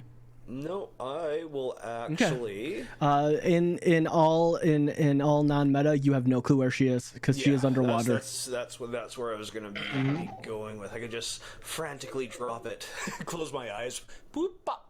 All right, so you drop it. No. Okay. No, I'm not. Oh. I was just making a joke. Oh no, you're fine. I wasn't sure if you were gonna drop Moonbeam, but yeah, No. continue. But what I am going to do though is I'm gonna look over to Oz and cast 2 Eldritch Blast at him. All right. Eldritch Blast. Yeah. Attack 1. And no, wait, no, he missed. Okay, that definitely misses. That's an 11, yeah. That Second misses. one. Oh, that 11, 12, 13, 14. 14. Yeah, no, that misses him. His Damn. AC is 15. Damn. All right, so Oz, you sit there and you look and you see Brooke come out and you see him go wha wha, and then you look and you kind of like you've learned a little bit from Ragnar. You lean with it, the force, and you just watch as it whoosh, and then another one comes and whoosh. You take no Damn it, damage. he matrixed my blasts. Yeah. That's exactly what I was like. No, you feel them hit you, but you lean with it and it glances off your armor and you, so you're like following the force and you don't take any damage. All right, bonus action. No. I'm gonna hold, so I'm done for now. All right, and I just want to check something. I need you to turn an action to move up to 60 feet. Okay. Dim light falls when a creature. Okay. My question was if you. After you cast the spell, you can use an action to move the beam. Okay. Okay, no. I wasn't sure if you had to use it like Witch Bolt or Call Lightning. If you don't use your action to do it, it cancels. Or, well, I know Witch Bolt's that way. I don't know if Thunder... I know Witch Bolt is definitely that way. Call Lightning's not like that. Yeah, so You could Witch Bolt is like that. It's perpetual. Yeah. Basically. Yeah, so, okay, that's it. You're not going to move? Nope, I'm good. Okay, Oz, you're on deck. And remember, everybody in chat, if you want to cause chaos, cause chaos. If you want to help give them inspiration to hit each other, do it. And then if you guys want to give them HP potions, do it. That's it. Just do it. Continue, friend. What you doing? Oh, are you moving Moonbeam? Nope. Oz, it's your turn. Oh, never mind. I thought you were. Yeah, I thought it was your turn for some reason, Brooke. Okay, Oz, it's your turn. What are you doing? I'm going to. Let me see. It should be no more than like get it over here. Yeah, I'm just gonna have my movement. Or you? Okay. Just bring my what's called over here. Your shrub. Yeah, and then I will use mending, which is like I think it's like 2d6 plus. Yeah. Something. You can cast mending as the cantrip and see. Well, it says like. Oh, okay, yeah, 2d6. Yeah, go for it. repair. Yeah, go for it. And I don't remember. I need to break the artifice because it's like they have what it is Yeah. for it. Yeah. So, All right, and Thiela, it's your turn next. 2d6. Have prepared what you're gonna do. All right, 10. Yeah, give that boy 10 points of healing. Should look a little better, and I'm back. All right, awesome. You're not gonna move or anything? No. I'll be waiting. All right. Thiela, it's your turn. Underwater mistress. As we hear the theme song of Jaws play, Thiela Pretty much, slowly yeah. stalks I am her the Great prey. White. Yeah. I am going to. How big is that ledge? 15 feet. Well, for you, since you're underneath the water, it would be more like 25 feet. Because you're about 15 to 20 feet under the water. So you're like near the bottom. So it's a little bit it's a little bit higher.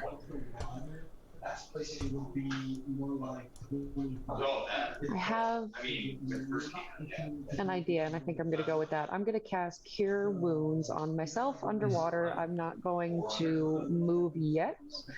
Okay. Pull up my spells. Pull up his spells. Yes. I figured out how to make D&D Beyond work. I just have to close my character sheet and open it back up every time I go back to D&D Beyond. Okay. Oh god. That's terrible. Even It's on, quick. yeah. It doesn't take that long. Cure wounds at. Yeah, because I was trying to roll on D&D Beyond for Call of Cthulhu because of the D100, and I just gave up. Thank you for the subbies. Oh, that's not terrible. Neftis 1054, welcome to the Rat Pack. Back for me. Jumpin' Jackalope, thank you so much, friend, for the 5 tier 1s. Hello. Boomer Nice. _gaming_, welcome to the Rat Pack. And then after I cast Cure Wounds upon Thank you myself, for the subbies.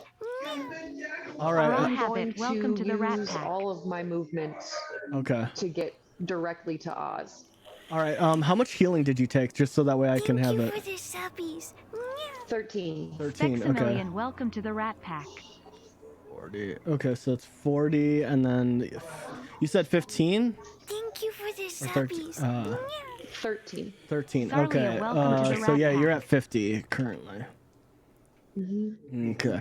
And beeline as best I can to Ozeros. Okay. So since that was an action, Yeah, I'm not trying to dash or anything, just my regular yeah. movement. So that would be 15 right there, and then it'd be make an athletics check for me.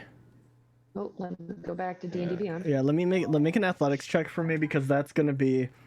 Don't you metagame where she's gonna be popping out? I see you over there.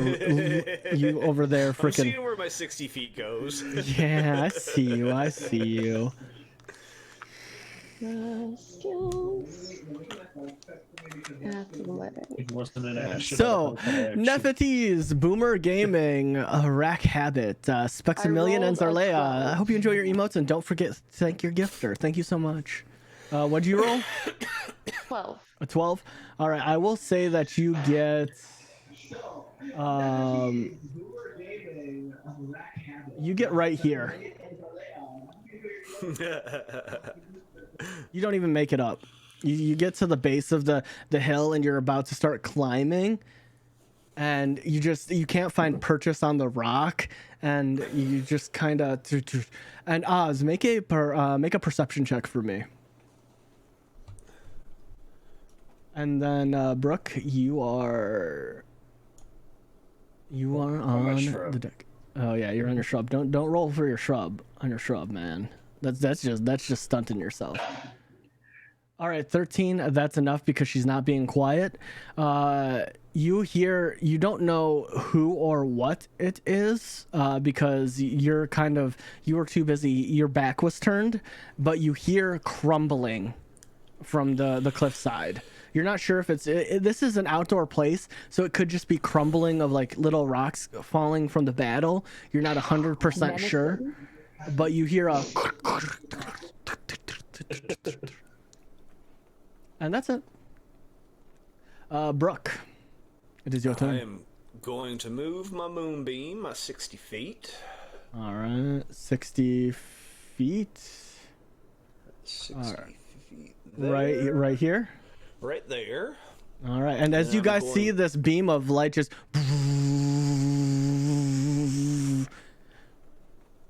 and you see it move 60 feet. Now you guys know how far it moves. Yeah. Then I'm gonna drink my potion of flying. All right, you have a fly speed. By the way, Oz, I want you to know you still have the flying potion that Ragnar gave you. Just letting you know. He did hand that to you before they went in. He RP handed it to you when you guys were leaving the cave. So at this point, you would have it. And with that, I want to fly straight up in the air by 30 feet. Okay. I wonder if I can. I wonder if I can. No. I wonder if I can. Okay, we'll just not dead. You're not dead. Let's see. Okay, there we go. Okay, there you go. You have wings. You're flying, And that's Ooh. oh wait, shit. Okay, there we go. You're here. Let me just roll. You're still okay. You're still going last. I accidentally took you out of initiative. Oh. You're still going last though. Well, that roll worked out perfect because it kept me right in the middle of everybody. Yeah. Okay. Cool. Yeah, that's right. You are in the middle. Nice. Okay, that's it. Yeah, I'm just gonna give you the marker, and we're just gonna say you're 30 feet. I know there's a way you can scale up and down. I didn't learn how to do that. Okay. So. Not a problem, but yes, 30 feet in the air. All right, you're 30 And feet. I shall end my turn. All right, and then Thyella, it is your turn. Oh wait, no, Oz, it's your turn. I was gonna say, Yeah, why Oz. are you skipping Oz? All right, Oz, it is your turn. Is Brooke still within 120 feet of me, just vertically? Yeah, I mean, technically he's still 120. He moved directly straight up, so at an angle, he would still be at 120 feet. Yeah, I use Firebolt again.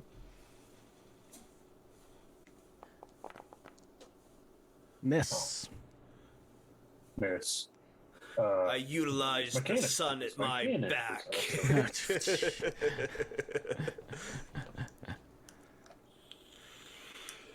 Go.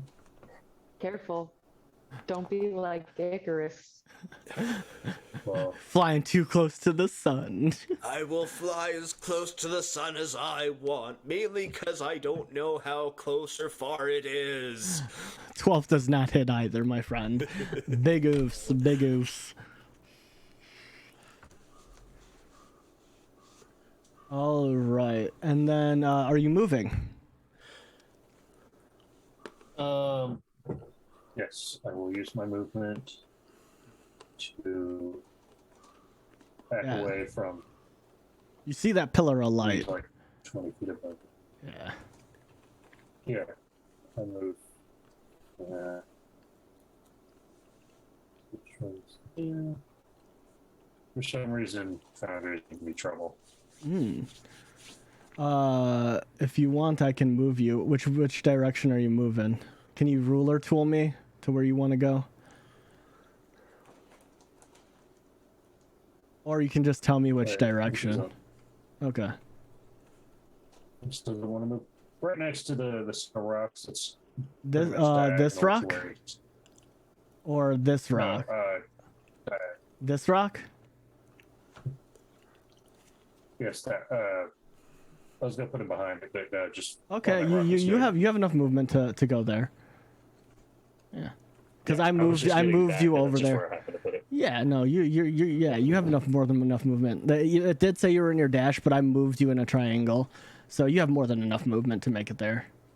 Hell yeah, Yeah. that's like 50. Well, that would be well, yeah, you were 5, 10, 15, yeah, 20 feet of movement. Yeah, that's perfect. Okay, that's your turn. Yep, that is my turn. All right, Thiella, our baby bean girl. I'm climbing up this ledge. All right, Getting make an up there. athletics check. Okay. I'm sorry. I gotta make you make an athletics check because this is it's a steep climb.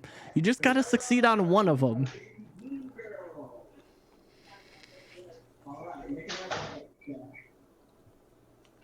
What are you do? What are you doing? Oh, Oz, are you moving yourself? Fuck. I guess now it's rolled a finally 5. reacting Oh, to me. Move. Okay. All right, that's fine. You can move. That's okay. Yeah, that's pretty much where I put him in the first place. Okay, yeah, that's cool. Yeah, whatever. That doesn't matter. My athletics check was a 5. Do I get up this cliff? I will say at the cost of okay, you have two options. At the cost of all your movement, and as an action, you can make it up the cliff. Because that is I will give it to you for an action. So you managed I'll to take get that. you managed to get right here. You are right there. Right on the cliff edge. All right, and when I get up to the cliff edge, I'm going to cast Spiritual Weapon. Ooh, spiritual weapon. Okay, I know. And Where? How many feet? Let's see, 5, 10. Okay, So Oz is like 20 feet away from me, right? yeah. Why can't oh, spiritual weapon? Yeah. Let's see. Do we have a thingamajig? Let's see if I can. You know what? We're going to make it an animated suit of armor, and it's just gonna be right there. So it's 1, 2, 3, 4. Yeah. So 5, 10, 15. Yeah, he's 20 feet away from you. I wonder what that was like for Oz, just to see Thiela climb up that cliff in her scale mail. Well, so like the thing is, when you see her climb up, you see her climb up and just, oh, and you see her struggle, just dripping water. And Mr. Agu, thank you so freaking much. He created chaos for me. No. Fuck yes. All right, so you see her climb, and then you see her reach up as a bonus action, and you see her stand up and cast spiritual weapon, and it doesn't have to be a suit of armor or anything. No, it's a trident. It's a large spectral, like silvery blue trident. Yep. Very ornamental and pretty and pointy. Yep. As soon as she sees it rocking up like in front of him, he's like, fuck. All right, do what you I believe you can still attack with it. Can I? For me to. Okay, so within range, it lasts until you cast a spell. When you cast a spell, you can make a melee attack against a creature. You know it. Yeah, you can because you can because what it does is you cast it. In this case, you casted it right in front of him, and then you can make your attack. An 8, so 11. 11, that does not hit. Oh wait, no, hang on. Hang on, I rolled damage. Oh, 11 damage. Okay. So I rolled an 18, and that that plus hits. 6 is 24. Yeah, that hits. And then, do you want to just use the 11 damage? Yeah, just use the 11. Yeah, take 11 damage. Yeah. And then that's my turn. All right. So as now that we've created chaos, buddy, stage 1 of chaos, guys. Thank you, Agu. All right. So as you guys see the a ripple around the dome that is this area, you see from the top of the dome, it starts to tear open, and you see a test tube form, and you watch as it appears right above Brooke, and the bottom opens, and it's almost like a saucer dish. It opens, and you watch as Ragnar falls out. Yep. I knew this was gonna happen. Oh, dude, yeah, this is so great. This is so great for me, guys. Thank you guys so much. Like, this is amazing. I thought it would never happen. All right, so he falls out, and let me roll initiative for the bean. The bean that nobody wants to fight. All right, let me roll initiative. Oh yeah, he's first. Oh baby. Also, Brooke, I need you to make an opposed athletics check, and just bear in mind, like, he is coming out and he's just growing in size at this point. Opposed athletics. All right. Yeah, I'm gonna put this over here. So he's coming out with Giant's Might active because that's chaos, baby. All right, let's do Giant's Might. All right, and he is a big boy. Can I Appearance. Okay.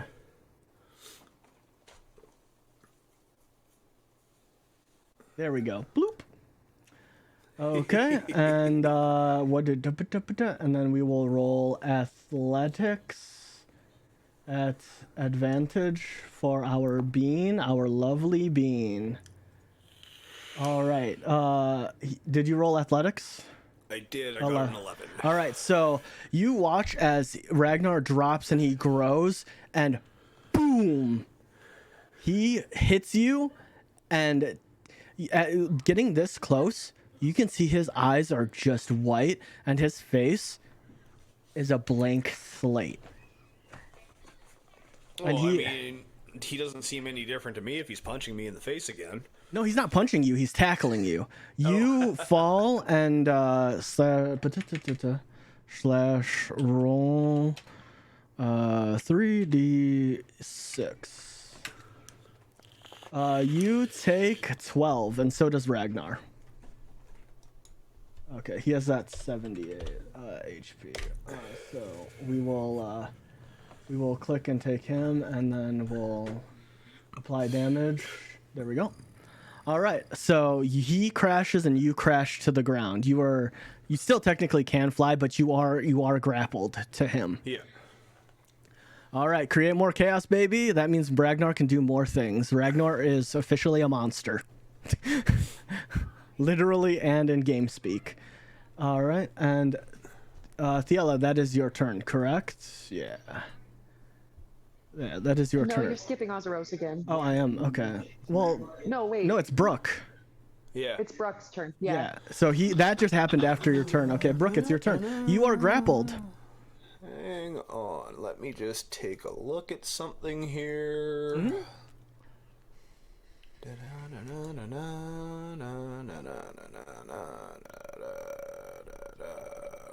is that?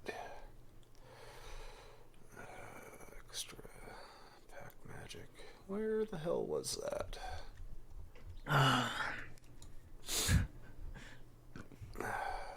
I think I have a clue what he's gonna do. There's a couple options.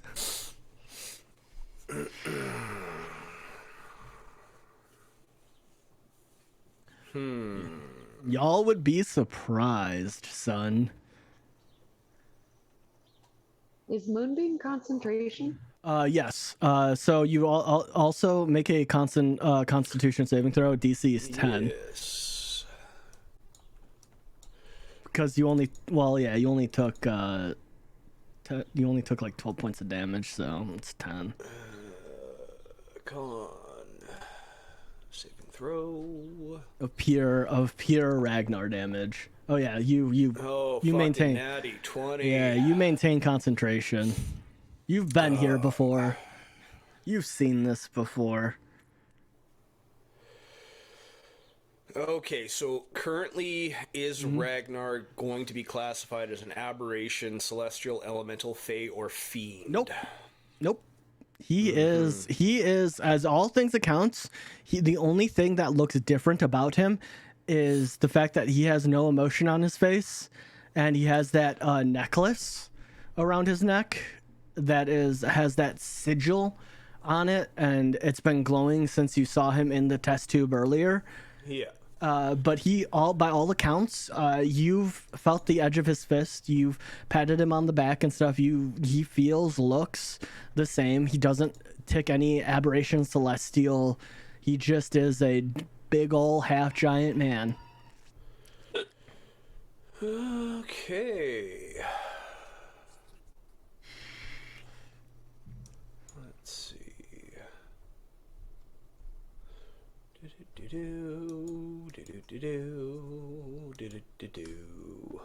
Well, then I shall utilize Misty Step.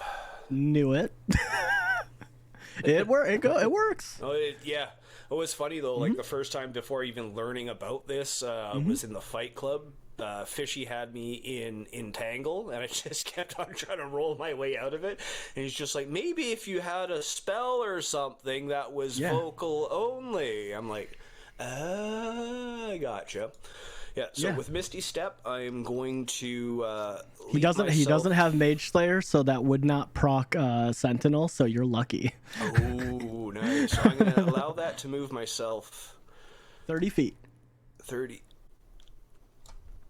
Scroll in, you bastard. Scroll in, you bastard.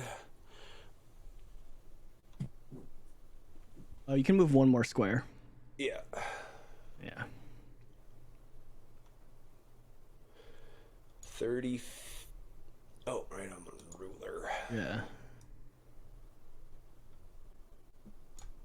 30 feet that way. Mm-hmm. That's your bonus action. That's my bonus action, and I guess I still have movement too, yeah?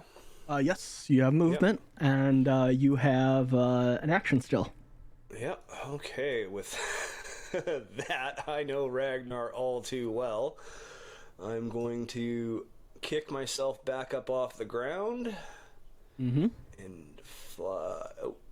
No, you're good. Just it's in the yellow, but don't worry about it. Don't worry about it. Again, it's more so the fact that my screen is so goddamn far away. 25, 30.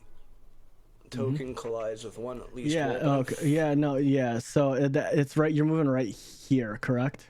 Yeah. Yeah. Oh no. So you'd be moving. Yeah. You'd move right there. To that corner there. All right. I'm like, Walls, I'm flying, motherfucker. All right. And is that your turn? Well, no. You have an action. You have an action. No, I have an action. I'm gonna use a free action. Be like, hey guys, I think we might need to put our differences aside. We have an angry Ragnar dropping down, and with that, I shall cast my Eldritch Blast at him. All right. Oh no! I got this specifically prepared. You do notice that he just FYI, you do notice that he isn't raging yet. That's right. So I will hold off on that for now. Yeah, you do realize. I'm gonna give that to you for free because you guys have fought alongside Ragnar. 2 weeks is more than enough to realize. Eldritch Blast, attack 1. That hits. For a dirty 20. Yep, attack that hits. 2. That hits. That hits. Damage once. Damage twice. All right, apply 13, damage. and I do have Repelling Blast set up on this, so I'm not sure if his size is going to be counteractive on that. I think so because I think I think if they're categorized as Repelling Blast. Let me pull up. I was gonna do that because there is a categorically thing that happens.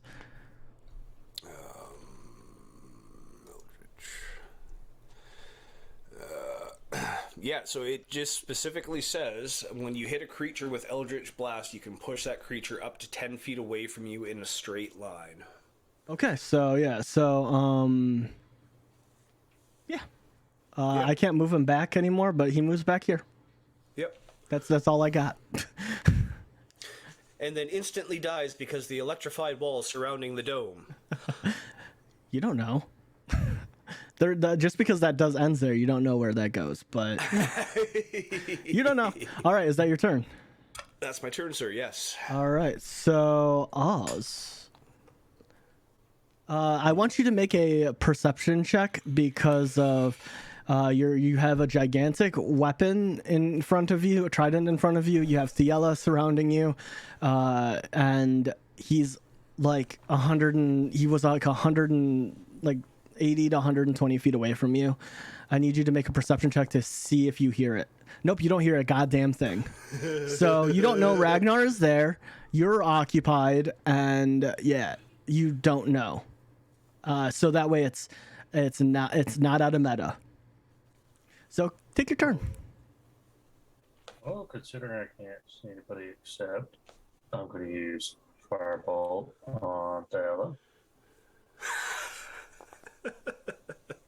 Ooh, that hits.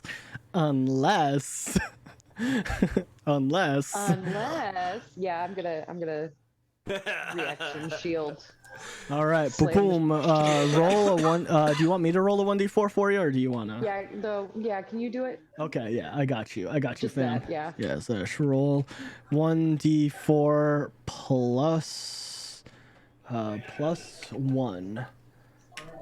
Ragnar will roll this one. Okay, 3. So you have a 3 AC, which brings you to 22, which beats.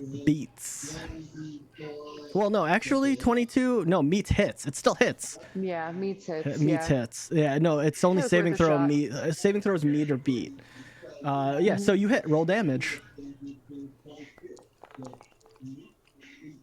Ooh, you take 18 points. Rude. And then right after, I'm gonna hit you with a force to shot. Yep, she has 22 AC. So roll higher than a 22. We'll wait for it to pop up again. Mm-hmm. Okay. Yeah, there we go. 20. That misses. If that would have hit, I would have had her make a dexterity saving throw. Because your ballista does push people back 10 feet. It's only like 5 feet. But Or not 5 with my feet. shield in the ground. No, you have a -5 to dexterity saving throws. So if they cause you, yeah. No, but it's force. Forced movement. It was, Okay. I was reading the description. Okay, yeah. Anything forced movement. Okay, never mind. I'd be Okay. like, damn, dude, I would have knocked her in the water then. Okay. All right. So is that your turn? Are you gonna move or? Would moving create like? No, that the spiritual weapon doesn't get no, the spiritual weapon doesn't get an opportunity attack. Yeah. Not even if I'm a warcaster? Nope. I know. Sorry, Bean. All right. Yeah, so it's moving that much farther away. Okay. At the end of my turn. All right, top of the round, we've got Ragnar. Oh, buddy. All right. Oh, beans. All right, so you, Brooke, you see Ragnar move 1, 2, 2. He moves, 30 feet, and you see him. You think he's gonna pull out an axe, but you see apparating.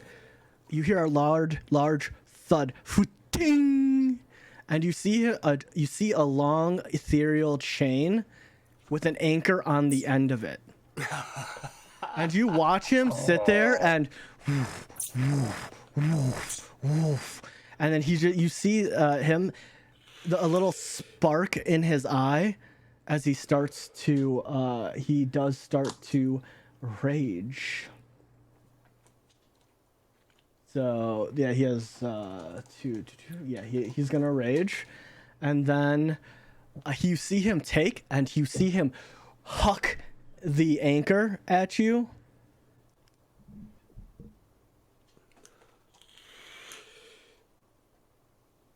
Yeah, buddy. I Matrix style dodge instantly. Yeah, don't worry. Don't worry too bad. Evasion? No. Evasion. He still has a good chance of. No, he doesn't miss. He hits you. 27. Now, what I need you to do. Okay, so it's gonna. He does do 1d6 plus 2, and then what I do need you to do is, all right, you take.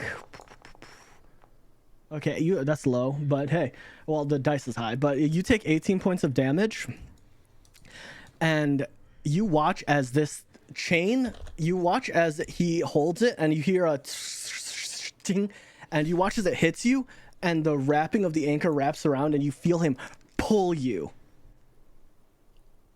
I need you to make a athletics check, contested.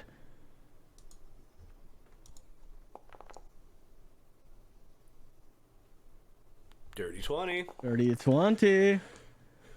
Oh, yeah, dude, you hold your ground. You see the anchor is attached, but you're flying and uses the momentum of the flying to poof, hold yourself steady. You're good. You're good, my friend. You're lucky. And that's Ragnar's turn. Thayela, it is your turn. Oh well, My I should have moved us over here. There you guys go. Do I need to make a perception check? Yes. Make a perception check to notice what's happening over there. It is going to be a bit hard because you're in combat. Since you are in combat, you know. Yeah. Let's see. Skills. Look, guys. I have to give Ragnar something different that you guys aren't used to. 23. 23. Oh yeah. You see Ragnar, and you see that he has a fucking glowing anchor. That is not something he has. And you saw him huck the anchor at Brooke and attempt to pull him closer. I'm going to call to Ozeros. Ozeros. I think we have a problem that we should focus on. It's Ragnar, and he's very big.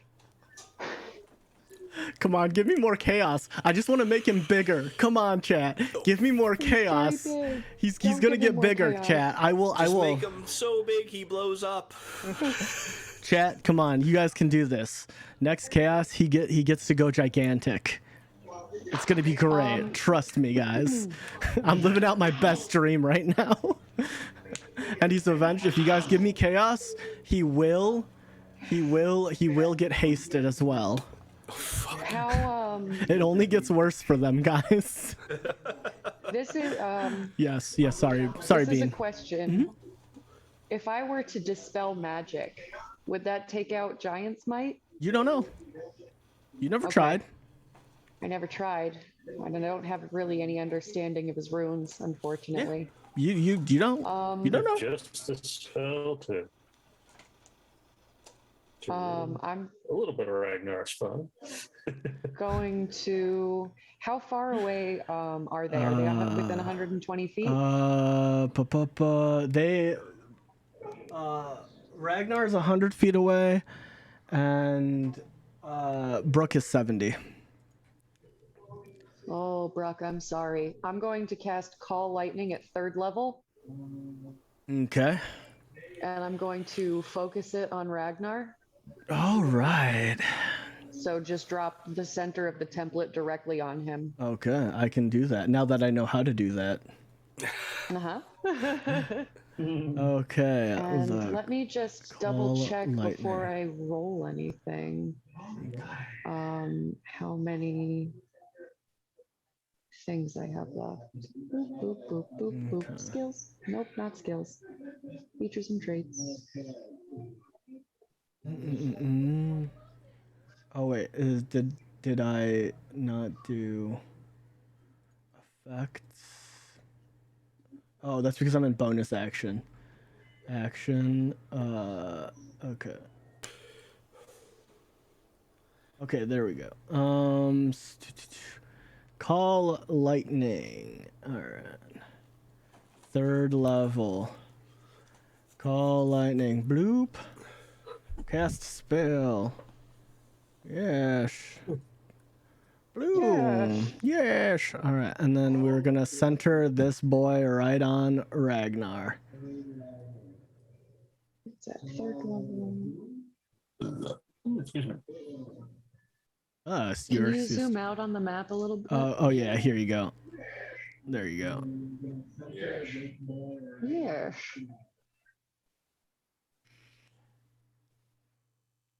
All right. You need to make. We both need to make dexterity saving throws. Yep. Actually, I can choose where the lightning strikes, correct? Yeah, you should be able to technically. Yeah, you can. I'm not gonna hit Brock. Okay. All right, I roll at advantage. I got a natural 20. Let's go. Fucker. He still takes damage. Yeah, he still takes damage. All right. And are you gonna roll the damage or am I? Depends. Do you want it? I rolled a 15. Okay, 15. All right, so that means he gets half damage. 7. Yeah, it would be 6. 6. Yeah, 6 points of damage. Well, 7 if it was 7. 15. Yeah, 7. Okay. We will take every point we can this time, damn it. And a feature of mine Okay. is, where'd it go? I was just looking at it. It's a Thunderbolt Strike. When I deal lightning damage to a larger, smaller creature, they are pushed 10 feet away. All right. So just boop him 10 feet away from Okay. me. Boop. Okay. I gave you guys Well, a away comment from on the me. rock. Yeah. The tree. There you go. Bloop. Bloop. Okay, so with that though, is that chain still wrapped around me? Yep. Oh, well, I tried. You know what? Make a dexterity saving throw. I was just only asking because then I would be most likely pulled with him. Yeah, make a dexterity saving throw for me. Saving throw. Normal. No, 18. you watch as the you don't move, but it's the weirdest thing. The ethereal chain goes through you, and it starts to apparate back towards Ragnar.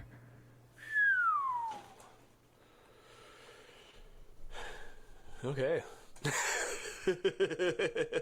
All right, is that your turn? And, that is my turn, sir. All right, Brooke. Well, I'm gonna make a hasty retreat the frick out of here. Oh wait, yeah, 3. That is true. I am raging. So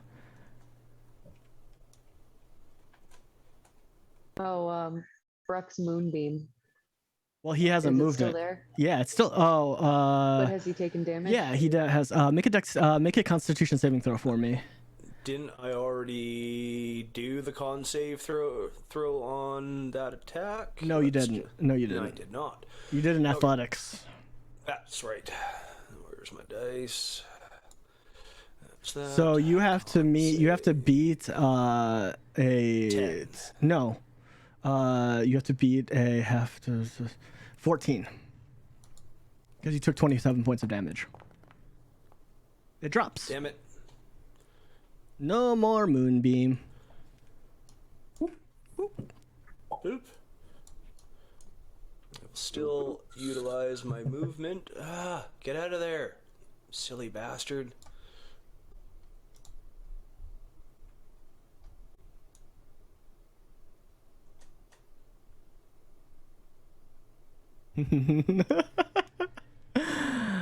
Oh man. Y'all just turning on Ragnar. Come on now. Come on now. Oh, And it hurts Lamus when he created hits you. chaos. Yes. Oh no. Did you just say Lamus created chaos? Yes, he created Lamus, chaos. there's already chaos. Yeah, Ragnar's already chaos. We don't need to be giving Ooh, thank you. stronger. All right. Is that your turn? No. Okay, yeah. Only. Yeah, you've only moved, so you're looking to. I hate how small this writing is on here. Baby, y'all are in for a surprise. That's 60 there. I love it. Thank you, Lamus. Thank you. We just spawned. I spawned a Ragnar in. Ragnar was the chaos for this. And I told myself if they donate more chaos, I'm just gonna keep making him stronger.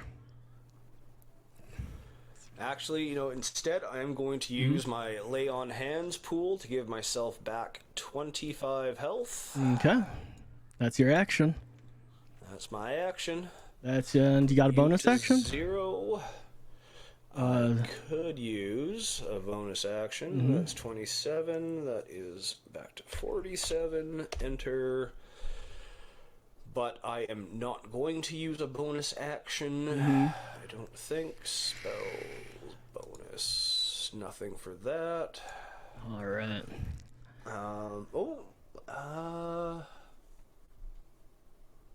No. Yeah, I'm going to cast as a bonus action Shield of Faith on myself. Okay. Giving myself a +2 AC bonus. All right, and that is concentration. So cool, That's cool. Concentration. All right, that's your turn. That's my turn. All right. Before we get to Oz, you see that this energy starts to swirl around Ragnar. It's almost like a black cloak of just stars. As you watch this happen, you are watching something that you guys have never seen before happen to Ragnar. He becomes what is the category of gigantic. He is 32 feet tall. That is all you see so far. You see him just grow in a massive size. At this point, Oz, you see him. He is 32 goddamn feet tall. He's fucking massive. But that's all you see. You don't know if there's something else that happens. But Oz, hey, buddy, it's your turn. Let's see. I'm going to use 25 feet of my movement to put myself at the ledge. Because that's nowhere near 30 feet from what I planned, but that's what I think. The absolute panic. What's up? Is he in 120 feet? Measure. Oh. No, he is just outside of 120 feet. Yeah.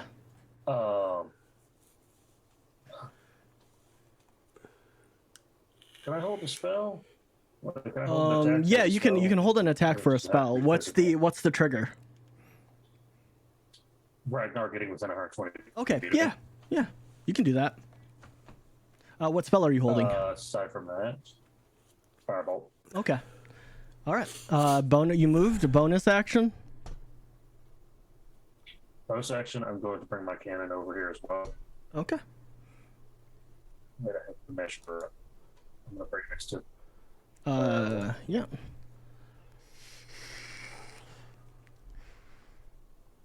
And that's my movement. All right. Is that your turn? I'm supposed to.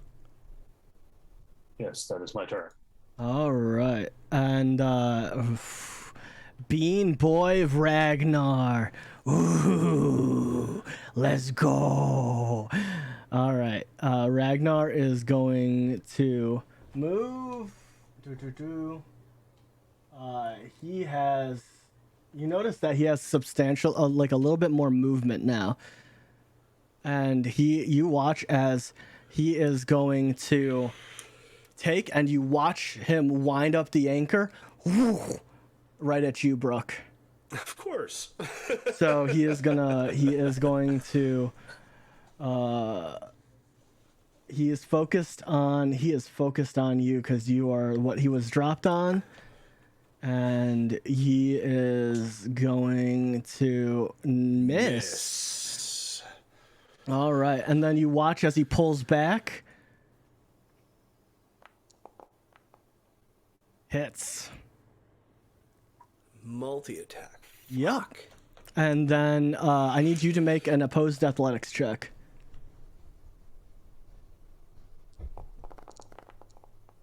Oh, okay. That's going to be hard to beat. I can't. I actually can't beat that.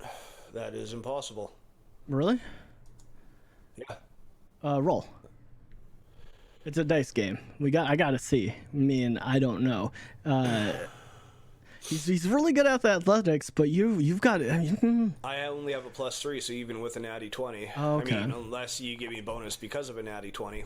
Yeah. No. Yeah, there's no actual way to beat that. All right. As you get wrapped in, you watch as you're still flying, but you right next to him.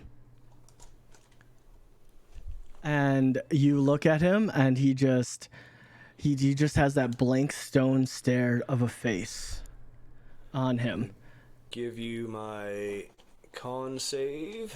Yeah, and then you all. Oh wait, yeah, shit. Okay. You need to roll 13 damage. But you also take a roll 1d6 plus 2. All right, yeah, that drops. That drops. And then you take an additional 7 points of damage from Giant Smite. Fucking 20, god damn it. And then you sit there and you see smoke come out of his mouth. And he is gonna take and he's gonna action surge.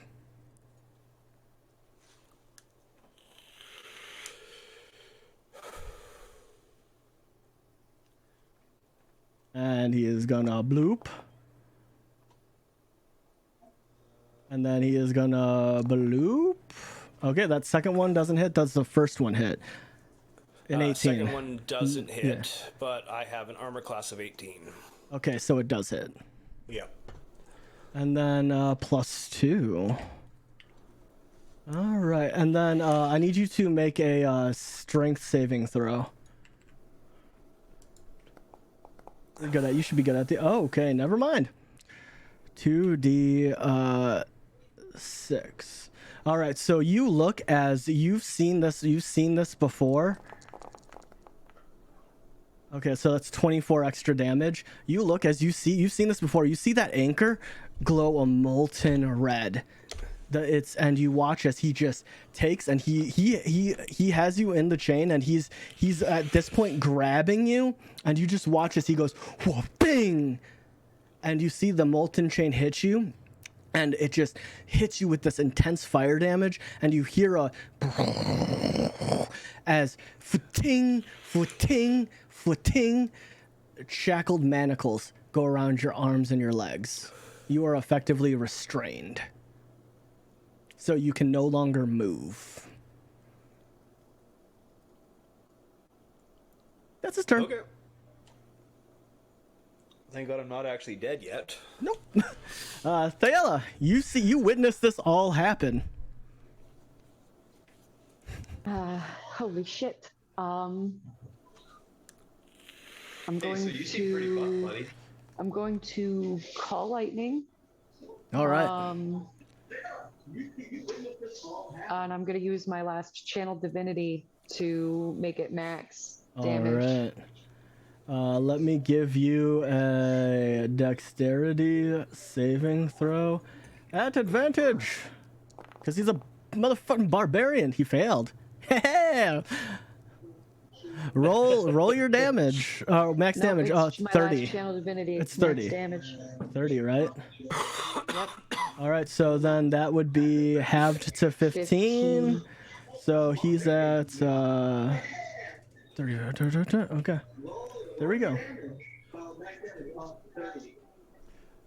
Oh.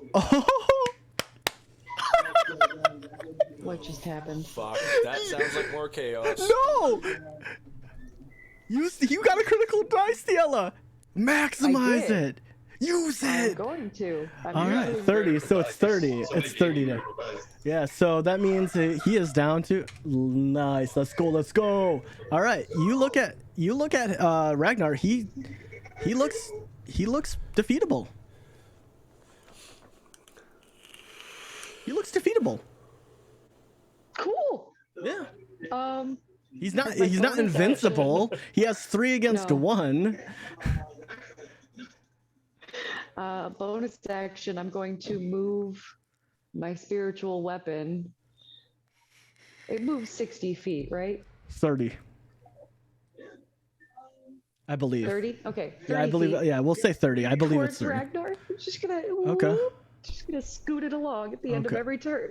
Okay, so yeah, I'll move it right there. It does float, so it doesn't have to worry about athletics checks or anything like that. All right, is that your turn? I got 460 now. Nice. Yep, that's my turn. All right, so Brooke, it's your turn. You are restrained, and you're at the base of the behemoth. That is Ragnar. So as restrained, there's a few things that you can't do. So let me pull it up real quick so that way I can give you the proper gist of the situation that's happening to you. So you are restrained. So your speed becomes 0. It can't benefit from any bonuses to its speed. Attack rolls against the creature have advantage. The creature's attack rolls have a disadvantage. This creature has disadvantage on dexterity saving throws.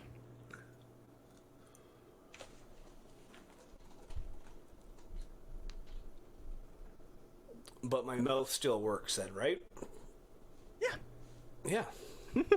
You're motherfucker. Yeah. You're good. All right. Oh, by the way, also, that's right. I do need you to, at the beginning of the turn, I keep forgetting this because I'm an absolute goober. At the beginning of your turn, you take 2d6. For the fire rune says 2d6 at the beginning of your turn. 11. Now I'm down then. Oh, okay. Shit. Yeah.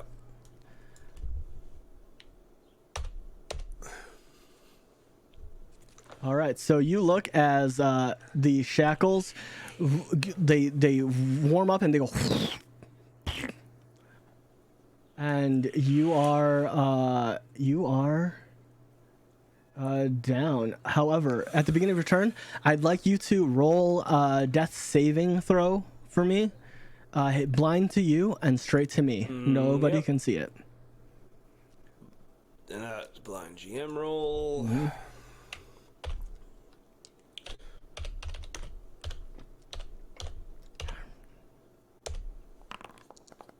You guys are still able to do that, and you actually since you're attached to here, like you'll go like right there. I'm not gonna make you fall into the water.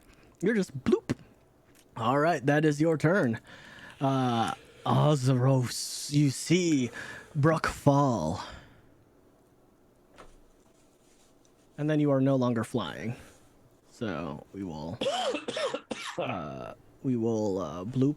Because you were flying, it kind of brought you down at an angle. Ozaros, your turn. I'm going to sling that firebolt I was holding out on. Am I with it? Is he within 120 feet? Fuck it. Okay, 13 does not hit.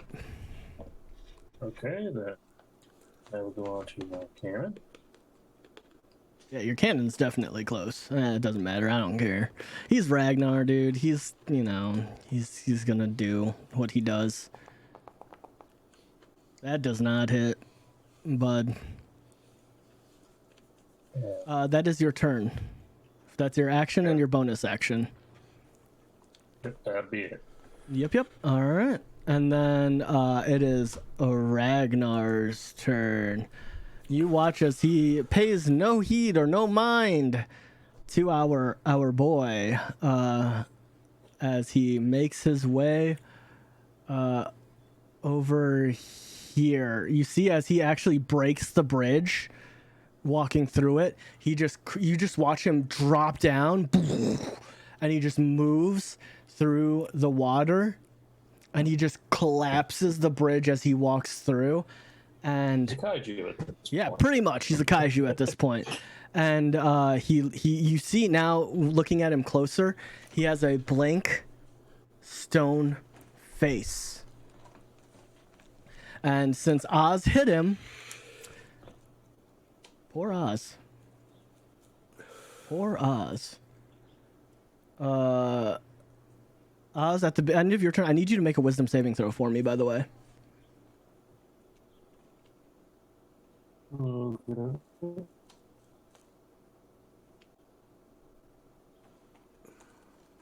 Because this is going to heavily affect what happens here. Okay, you make it. Good. All right, good. You feel yourself. You've never had this effect. You're seeing like the rune start to glow on him, like you normally would see, but then they just fade, and you're just like, oh fuck, thank God. As a giant hurling anchor comes at you. Ooh, 15 to hit. That does hit. All right, I need you to make an opposed athletics check.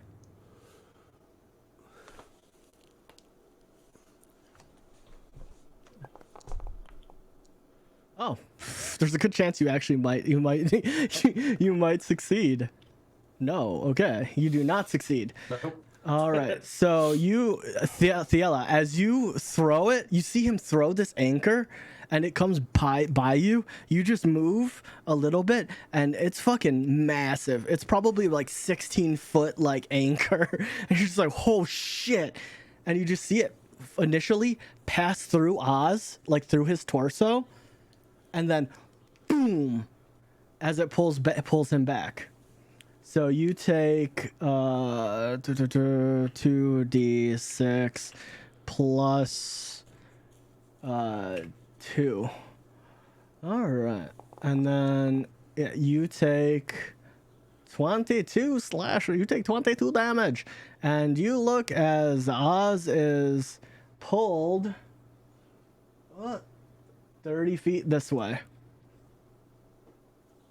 And you are... Wait, did Oz take the 22 damage, or did I? No, Oz did. Oz did. Yeah, okay. it passed through Oz. My brain and then... went stupid for a second. Yep, and then Oz, he is going to... his other action, you just watch as... he's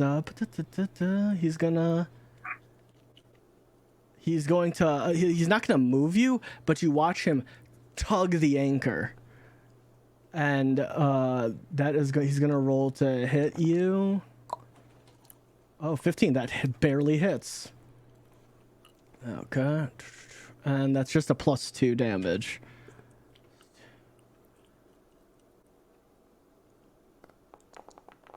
All right. That's 18 points of damage. Down. You're down? Yep. Okay.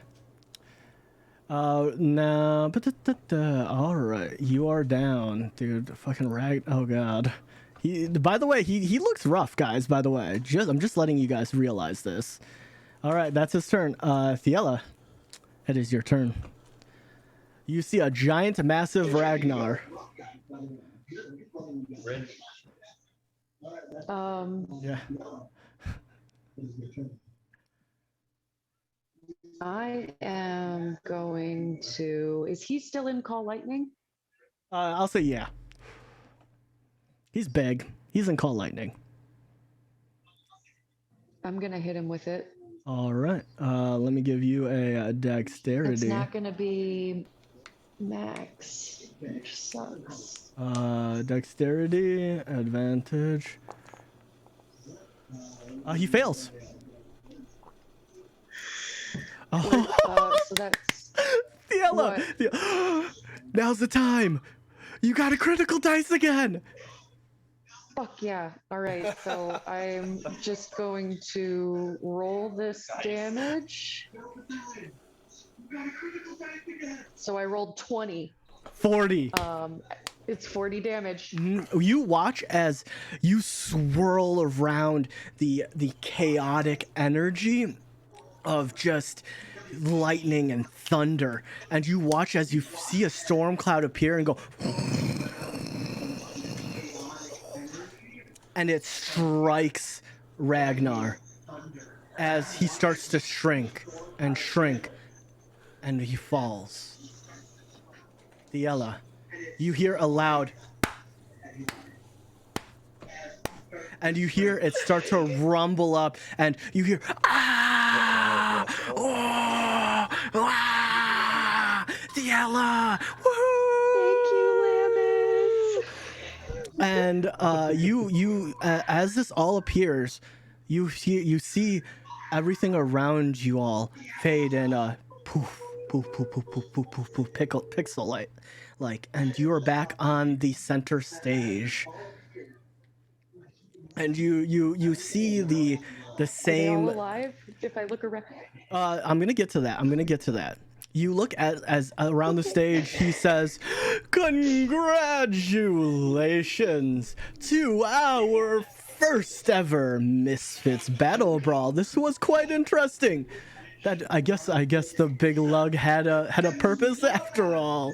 Ha ha ha ha ha. As he claps, you two hear clapping, and then you feel the breath come back into both of you. You are on the ground, just you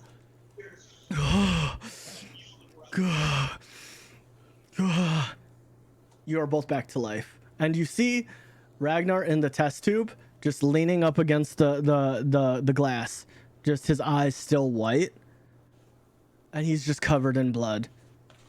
You don't know if he's you're not certain if he's alive or if he's just dead, just leaning up against the glass. You're not 100% sure. And he's just like, "Congratulations, my friends. Thiela, that was a mighty showing. Who said clerics can't be fierce? Am I right?" And then you hear, "Clerics are amazing." And then you hear a small child go, "When I grow up, I want to be a cleric." I want to be a cleric just like you. Exactly, that's what you hear. What do you guys do? I'm going to check on the test tube, Ragnar. Make sure he's not dead. Roll a medicine for me. Oh, balls, man. Because you're doing this That's through wisdom, right? glass. That should be fine. Yeah, I believe it's wisdom. You're not. I don't think you're proficient. You're not proficient in it, but I'm not proficient. No. yeah, you only get a +3, but it is wisdom based, so you're still decent at it. Scrolling down, medicine. Oh, that was almost a 19. I rolled a 6. A 6. You're looking at Ragnar, and you're just like, he looks normal. I mean, he's usually covered in blood and viscera, like. This makes sense. Yeah, he's like the only thing that obviously concerns you is the fact that when you get close, you don't see you haven't seen an expression on his face. He's usually very smiley and happy and obnoxious. You don't see any of that on his face. It's just he's just sitting there, just stone face, just eyes. He's not even making eye contact. It's like he has a 1,000-yard stare. And he's just standing there, and you see the necklace around him. But he's just leaning up against the glass, so his face is like right like this is the glass, and he's just 1,000-yard stare. But you can't really tell if he's breathing or not. Yeah, I'm going to ask. What was his name? Galactus? Yeah. I'm gonna ask Galactus if he's still alive. I mean, do you want him to be alive? I mean, I've heard your conversations. You hate him. By all accounts, you should leave him dead, and I can just throw him into a volcano somewhere. No, or down a ladder if you'd like. That's your specialty. I'm very good at throwing people down ladders, but he should not be dead. He should not be dead because Are you he was sure? dragged into this somehow. Yes. I mean, are you positive you want him alive? I mean, from all accounts, you hate him. I can make him go away. Solve your problems. It's tempting, but no. Okay. You just see him snap, and then you just see him lean up, and he just has that still 1,000-yard stare. Very well. He's alive. Thank you. All right. Why did you do this? I'm tired and confused. And you look as as you're talking, he's still paying attention to you. He's grabbing stars from the sky, and he's just picking them, and he throws them at all of three of you, and you guys get a benefit of a long rest. Woohoo! Nice. So you're just like, he doesn't give one to Ragnar. He's like, fuck Ragnar. And he's just, he's like, oh, do you feel better now? Everybody's like that, apparently. Well, Well, yes, but I still don't know the answer to my first question. oh, why? Which is, why did you do that? Why? Because it's fun, darling. That's why. You see, I'm a cosmic being, and it gets dreadfully, mortally boring. You see, all these finite heroes that are god-slaying, that are doing all this stuff, it's dreadfully posh. However, you're just a menagerie of chaos, and I love chaos.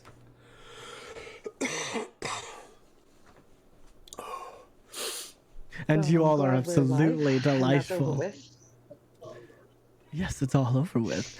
Now, for your reward. Come, darling, take my hand. Let us go for a dance. And he holds out his hand. Oh, don't worry, I'll lead. All right, I take his hand. And then he pulls you up, and you start to float, and you start to do like almost like a ballroom dance, and you and him move away from the crowd. You're in a sea of stars. It's just you and stars in an ocean of stars. It's actually quite beautiful. That does sound nice. And as you look down, he's the same size as you now. So he's literally a couple inches taller than you. He's like 5'4". So he's like the perfect dancing height for you. And he's just leading you, and he says, my darling, you have two options here. And he pushes you out and holds your hand. And then as you see him floating next to him is a mote of potential. And then he pulls you in and he dips you down, and you see above you, there are 4 diamonds. And then he spins you around, and he lets you settle. But you're not falling or anything. And he's like, thank you for this private dance, darling. But I must say, as he holds his hands out and he extends them unnaturally to you, it's really creepy because he's like his arms are like long. Yeah, it's like really long. And but he holds it out to you. There is 4 diamonds. And then there's just this, you are a divine caster. You do not know about other arcana, but all 3 of you have noticed that this is something visceral, potential. It has true power across the board. And he looks and he says, darling, you have the potential to save lives, or you have the potential for power. You see, this mote of potential has a lot of potential to make you stronger. So in the moment, you can use it for the moment, or you can use it for the long term. He as he says moment, he moves his hands with the diamonds, and for the long term, he holds the potential. It is your choice to make. Do you want to save your friends now, or do you want to be self-serving and make yourself better? These are the big choices you must make.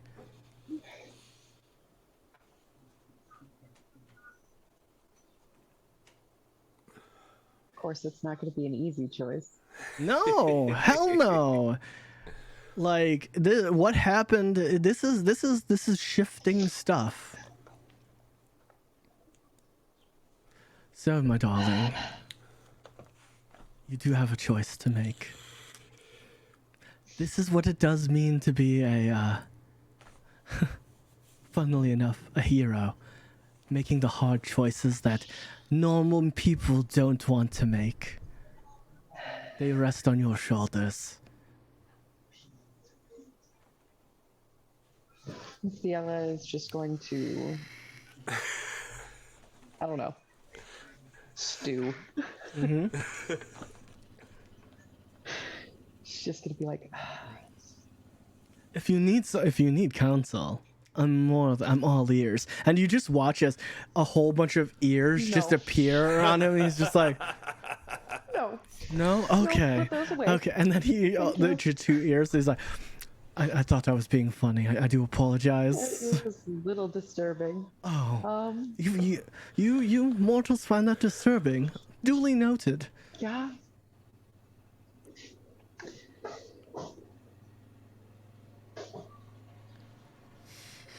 God. You gotta make a choice. I know. Choices we don't have all day. I mean, I did. Yeah, I mean technically I do as well, but I mean I would like to not be sitting here for another 9 to 10 hours just debating. If anything, maybe roll a couple of d20s. Yeah, I mean if you do know you are alone, but you can I will say this, you can request the counsel of your companions if you wish to, or if you wish to make this choice alone. This is me as a DM. Tiela and Brock are friends, so she's gonna. Well, no, talk you'd to have Brock to about you'd have it. to I'm ask. gonna ask. But yeah. you don't know Gonna ask. he's dead. No. I want to So- ask his opinion. Okay. Because we're friends. All right. We just So started getting close. all right. So so we need to role play this. He looks and he's just smiling. So, what is your choice, darling? Could I talk with one of my friends? Just one. Please don't say it's the big ugly one. Please I don't know. don't. They're all kind of big and ugly, aren't they? Well, I do find Oz rather handsome. He's quite dashing, don't you think? I do love a man in blue and orange. I'd like to speak with Brooke. All right. And you see him close his hands and put them up floating, and then you see him wave his hand and snaps. And Brooke, from your perspective, you're standing there, you're standing up and you're just like, oh wow, this is so weird. I'm like, you have that visceral pulling your soul into the body forcefully. You're exhausted, then you're awake. You know, it's that EpiPen feeling where it's just like adrenaline. Sort of a bit of a deja vu situation going on. Well, this would be considered a prequel. Okay.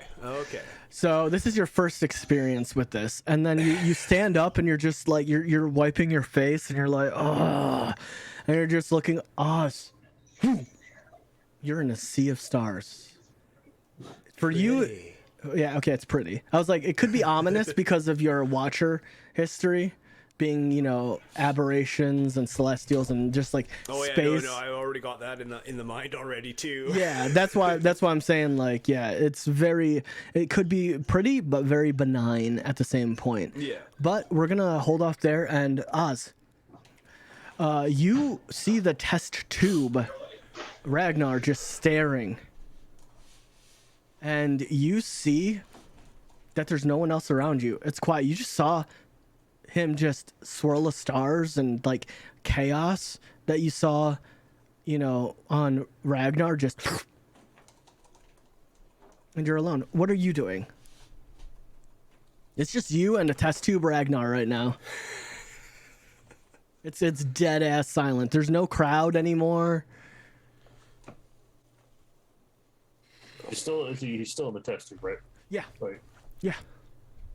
Yeah, I'm giving you an opportunity to do something because I don't want you to like sit there.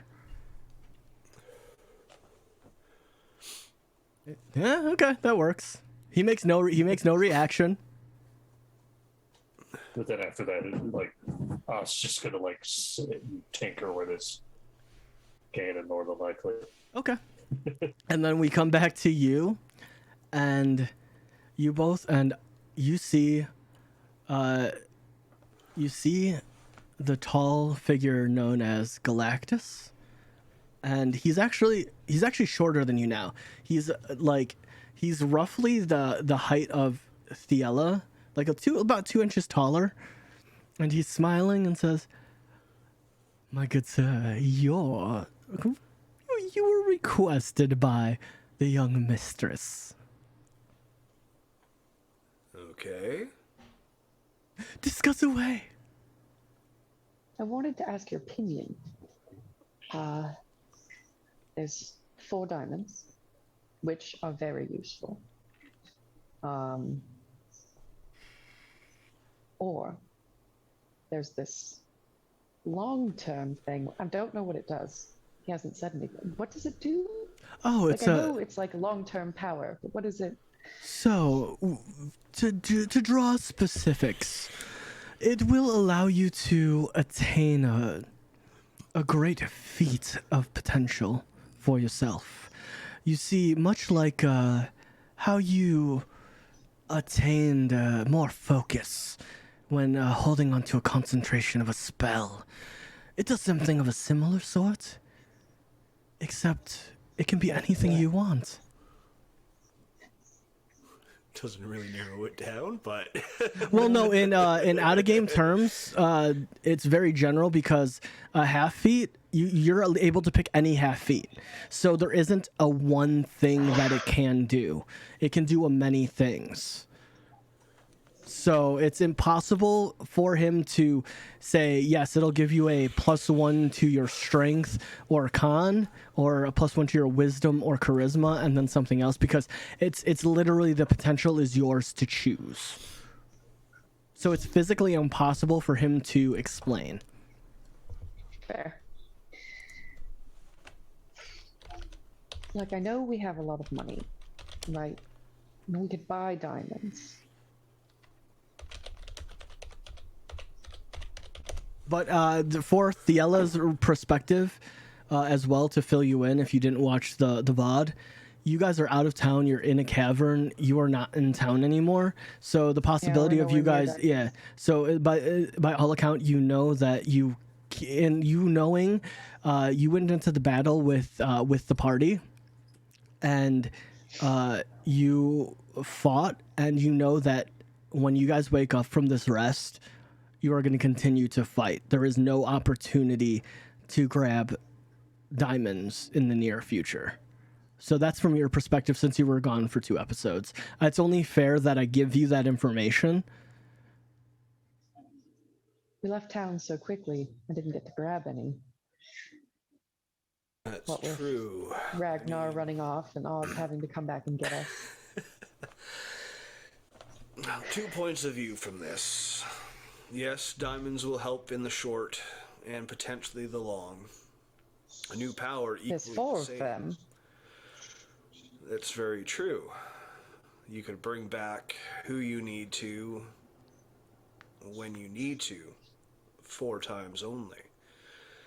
That would still be only short term in comparison to maybe some kind of extra power that makes it so you don't need diamonds when casting spells. For this, Thiella, what's your strongest wisdom? Give me an insight. Yeah, give me an insight. It's not on any. It's not on Brooke. It's not on Galactus. It's on you as a clergy woman and your powers. Clergy woman. I mean, clergy. I mean, And I am a clergy woman. yeah, you are. It's yeah. Because you're not dumb. You know the 19. 19. Okay, good. That's good enough. You know that you will always need the components for the monetary components for the big hitting. You know that what you're using the spell for is for Revivify. You know that it only increases as you grow. The smaller components you know that you don't need because, you have an arcane focus. You have your holy symbol as an arcane focus. So those are washed away with time. But you know that these diamonds are going to be forever a component. A forever necessity. Exactly. So it's and you don't know. I mean, you have a powerful entity in front of you. You could ask, but you don't know if there's an ability out there that could make it so that way you don't have to use material components. You don't know that part.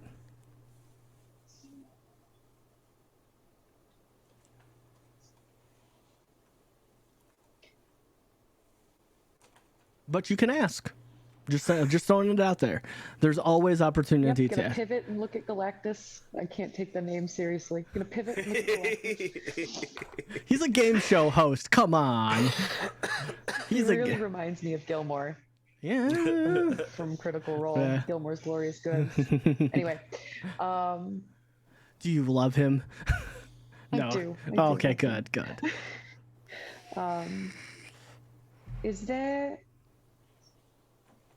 Is there a way to circumvent material needs for spells? He looks at you and goes, huh, interesting. This is why I love you, Misfits. You're always looking to cause chaos and in a juxtaposition. I do adore you all, certainly. But no. You see... I knew that answer. Well, you have to ask. Your character doesn't I know. know. No, you see, the components such as he pulls out a minor illusion, an image of a table with massive like cups and food and stuff like that. It's an image. Like you can't like Brooke, if you reach for it, you can't grab it. It's fake, and I mean it's pretty clear it is. But he looks and says like Hero's Feast, for example, and you both have heard of this spell, very much so, but you've never seen it. Also And then a great cookbook. Oh, dude, I have it, and I want to do a cooking stream. But aside from the point, he reaches out for the illusion and he pulls up a grail. He says, "This, for instance, this is important." Now, and then he sets it in the air, and he says, "The reason why it is important is because these are offerings to the gods." And in the case of he points and the diamonds glow, these are an offering to the god and to the soul that is binding. So you need an offering. You can't essentially be selfish and say, "No, I want it for free." That would just piss your god off, wouldn't you think? And you wouldn't want to lose your powers. I would hope so. That would just be redundant in why we're here. I'm a little attached to those. Yeah, so unfortunately, no. Think of it as you are making a case, a plea, when you are casting the spells. Now, much like with any other caster, you have an arcane focus, like your handsome friend, Oz. I do apologize. I am quite smitten. See that. Continue. Now, you see, he, much like you, in a holy symbol, and he kind of puts his hand out, and you see your holy symbol lift, like someone's holding it in their hand, but there's no hand there. It is a gift for you, that you don't have to use any components. That is the blessing of your gods, or where you draw your magic. In the case of Oz, he's not drawing his magic from a god. He's pulling it by proxy from the weave. And you look as he starts to move his fingers around. And normally, this is where... this is an impossible save, because it's not going to harm you, but you are watching 3 streams of actual magic. You see a golden beam that is akin to you with divinity magic. You see the arcanums, just like the stream, the weave of Mistra's magic. And you see another one that is black. and you see it weaving around, and these are massive. They're not like directly near you, but you see them, and you also see for the first time where you're standing on becomes a bridge of grayish silver energy. You do not know what it is, but you have an inkling of all these other streams of magic around you. And he says, he pulls it from a different place. He's more learned, much like your wizard scholars, or the innate magic of a sorcerer. They pull it from within. They're born within the weave. They were gifted, the sorcerers are gifted this power by Mistra herself. If that makes sense. I hope it does, darling. It does.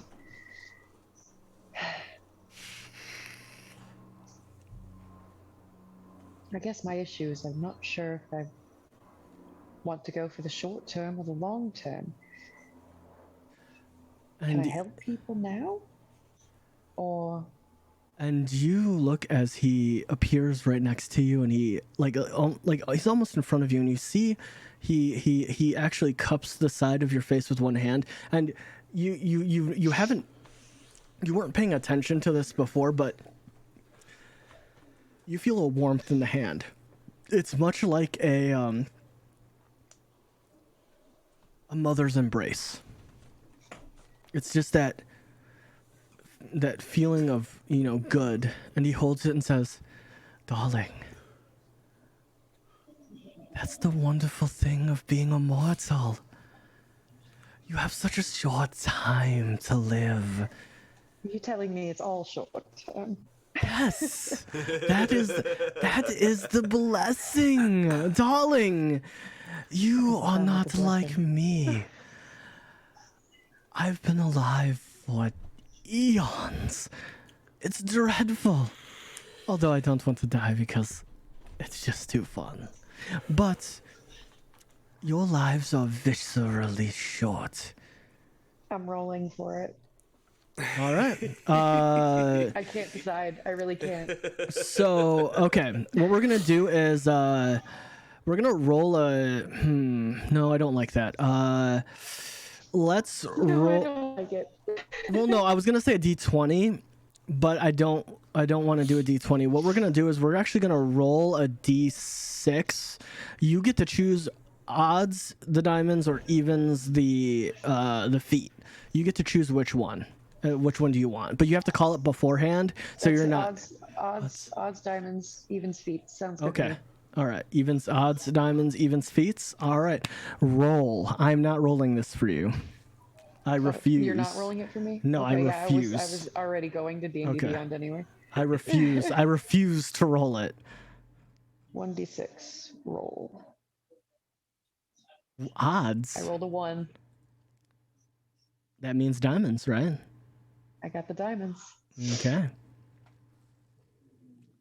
You see as you rack your mind, and you're just like, you literally, in game it looks like eeny, miny, miny, mo, catch a tiger by the toe.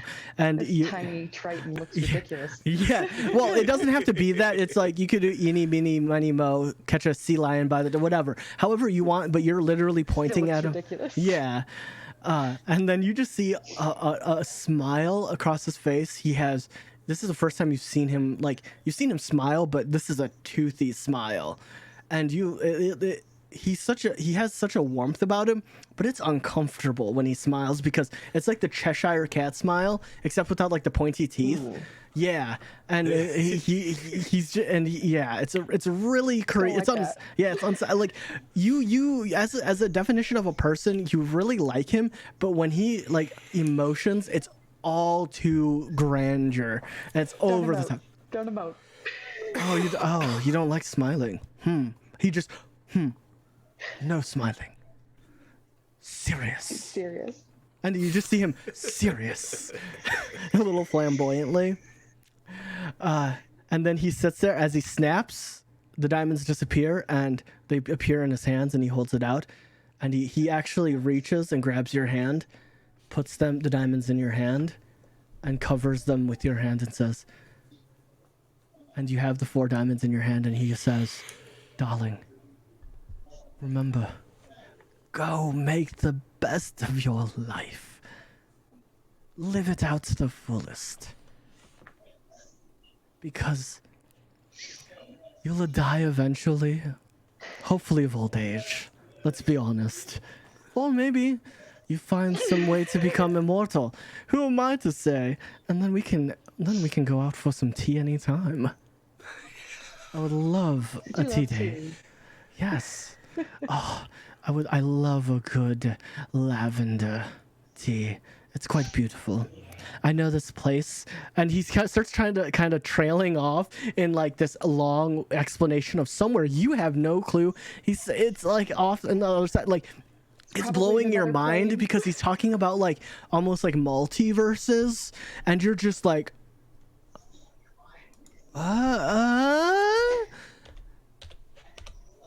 That's a little much. yeah, it's overwhelming. Sorry, I got run off on a tangent. It's been so long since I've had wonderful company.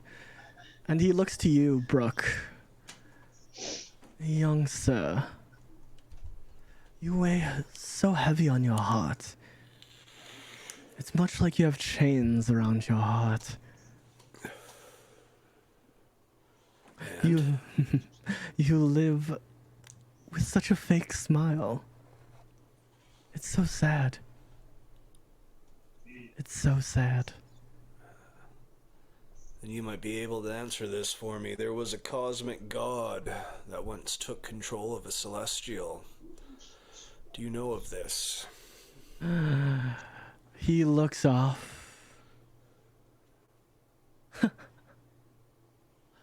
Yes, I do. And he just smiles at you. Theo's just looking between them. And then I'm just looking right through it with nothing but death in my heart. as you blink, you all reappear at the camp. You all wake up and you see Ragnar still bleeding. He was never healed. He was just left hanging on by a thread. Like, that god had literally no interest in this man's. And he's just barely... I almost killed him. This god has no interest in this man's. He's just laying there. I'm going to cast Cure Wounds. All right. On this Let's poor just let's just say you don't have to roll for it or anything. Let's just say you take the time and you expend everything to heal him back to full HP. We don't need to roll. It's RP moment, and you heal him, and you all look around, and you guys you fall asleep, back into rest, and you all wake up and you all make eye contact, except Ragnar. Ragnar just wakes up and he's just like, "Oh, my fucking back!" And then he looks and he's sleeping on a rock, and he's like, "Oh," he picks up the rock. "Oh, fucking hey, I should have fucking looked when I fell asleep. Why does my fucking head hurt?" And you see him like take some like it's almost like soot and like lightning, just like debris and stuff, and he's just like wiping himself down. You three all look at each other, and you all have a recognition that you saw It the was probably dream. the rock. Well, yes. Oh, fucking hey, it probably was. Ugh. Good morning. It looks like we have a lot of work to do today. Let's go fuck some shit up.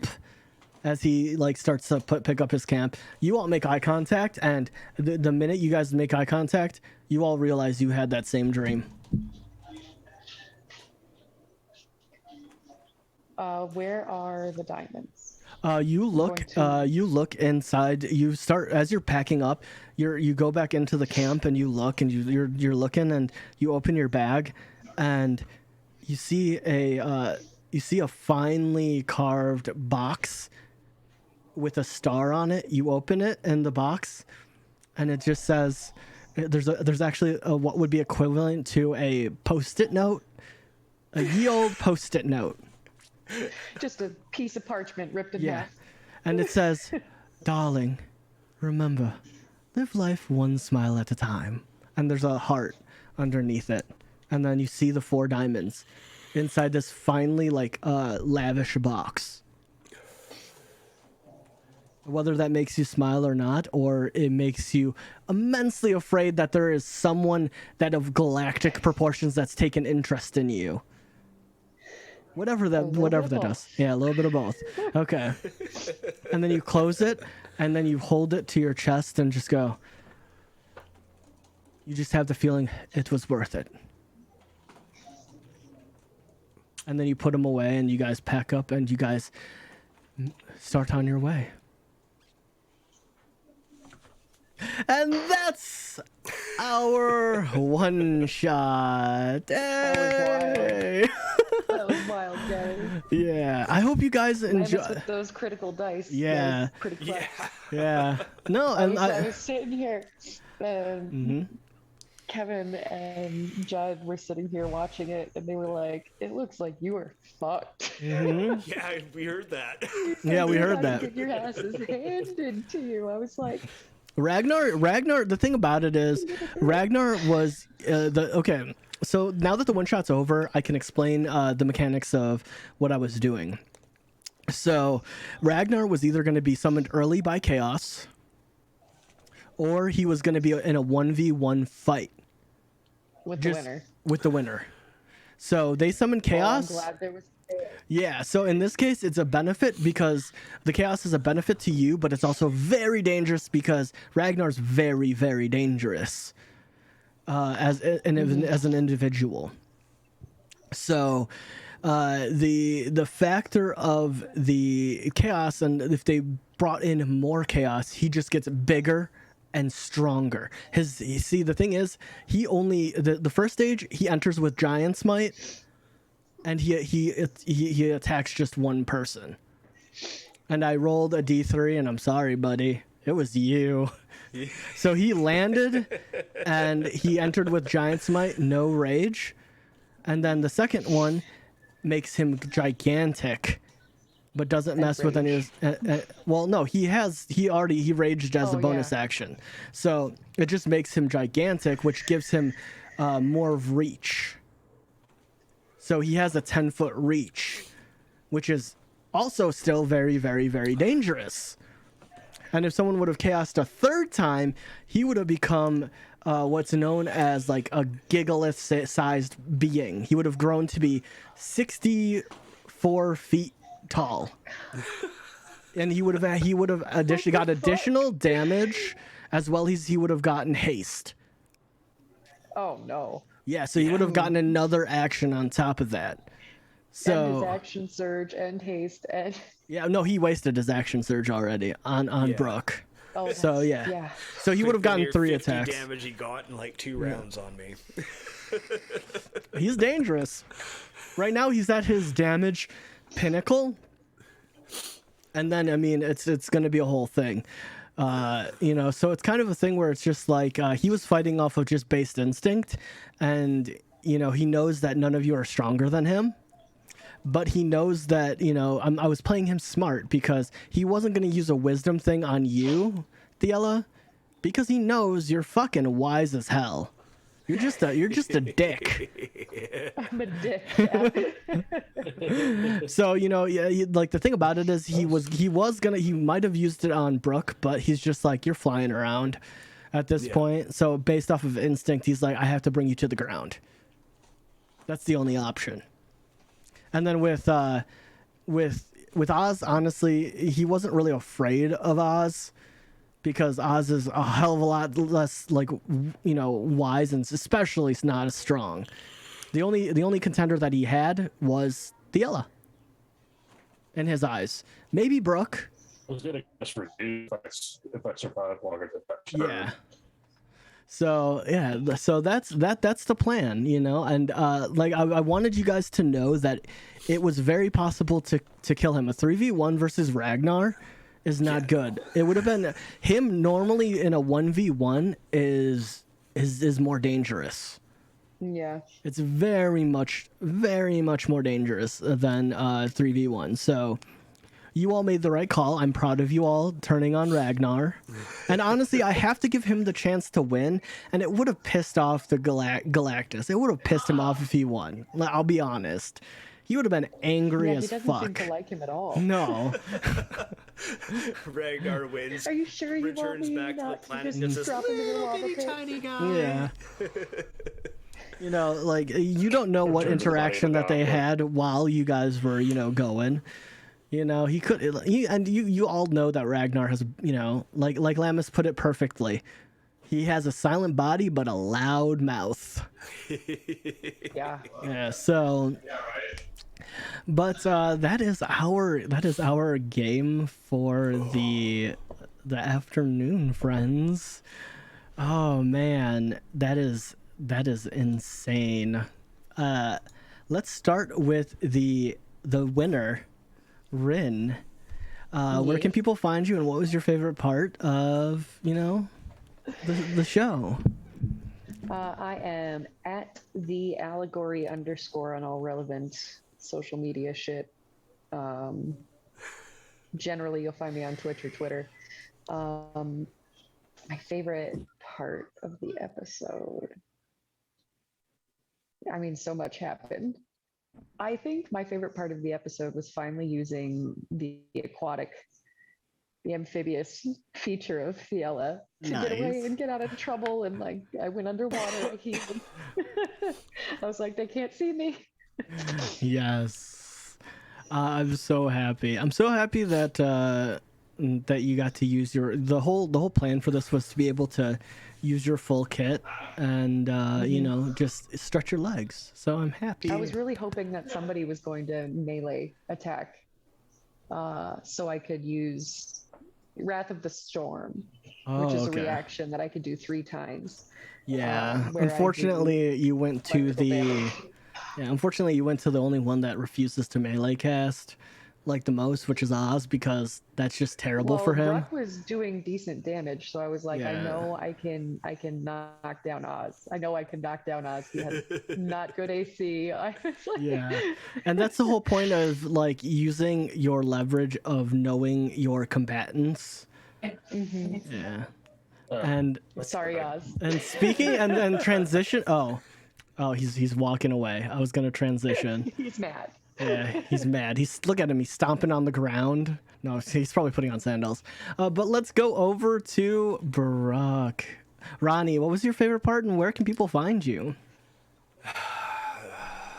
Well, you can find me at the Rognvalder _GCTV pretty much anywhere for all of my zero content that I post. I mean, You should. know, totally worth the follow.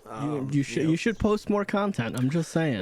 I'm just I don't know, man. I social media is just It's a I don't pain. know. It's a pain, but I'm just saying you should really post content, man. Got to secure your bread, bro. I don't really care to though. That's the thing. I don't. I mean, maybe I'll post a picture of the midnight sun when it's up in a few weeks and stuff. Even that. That's But, dope as hell. You yeah, live just, you I live don't in know, man. you live in a place like, I don't know if you can see the Aurora Borealis where you are. Oh fuck yeah, we can. Post that shit. That's It's something not- that it's not- nobody Joe, gets Joe. to see. The Northern Lights aren't poop. I know they're beautiful. They are cosmic dust and radiation reacting with electromagnetic waves from the Earth's core, causing brilliances of light. See, even Fishy says, "Yo, I need that shit." Fishy, I have already posted that shit in our Discord. Post it on Instagram and Twitter. But what was That your might favorite be- part? What was your Yeah, you're posting more content. That's it. No arguing. Now, what was your favorite part?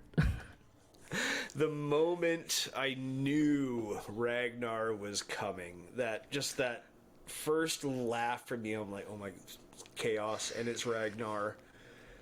And there's this galoot falling down on top of me, grappling. I'm like, yeah, I'm just gonna sort of hopefully distract him just enough to let them hit him. And my plan technically worked. Yeah. Yeah, it worked.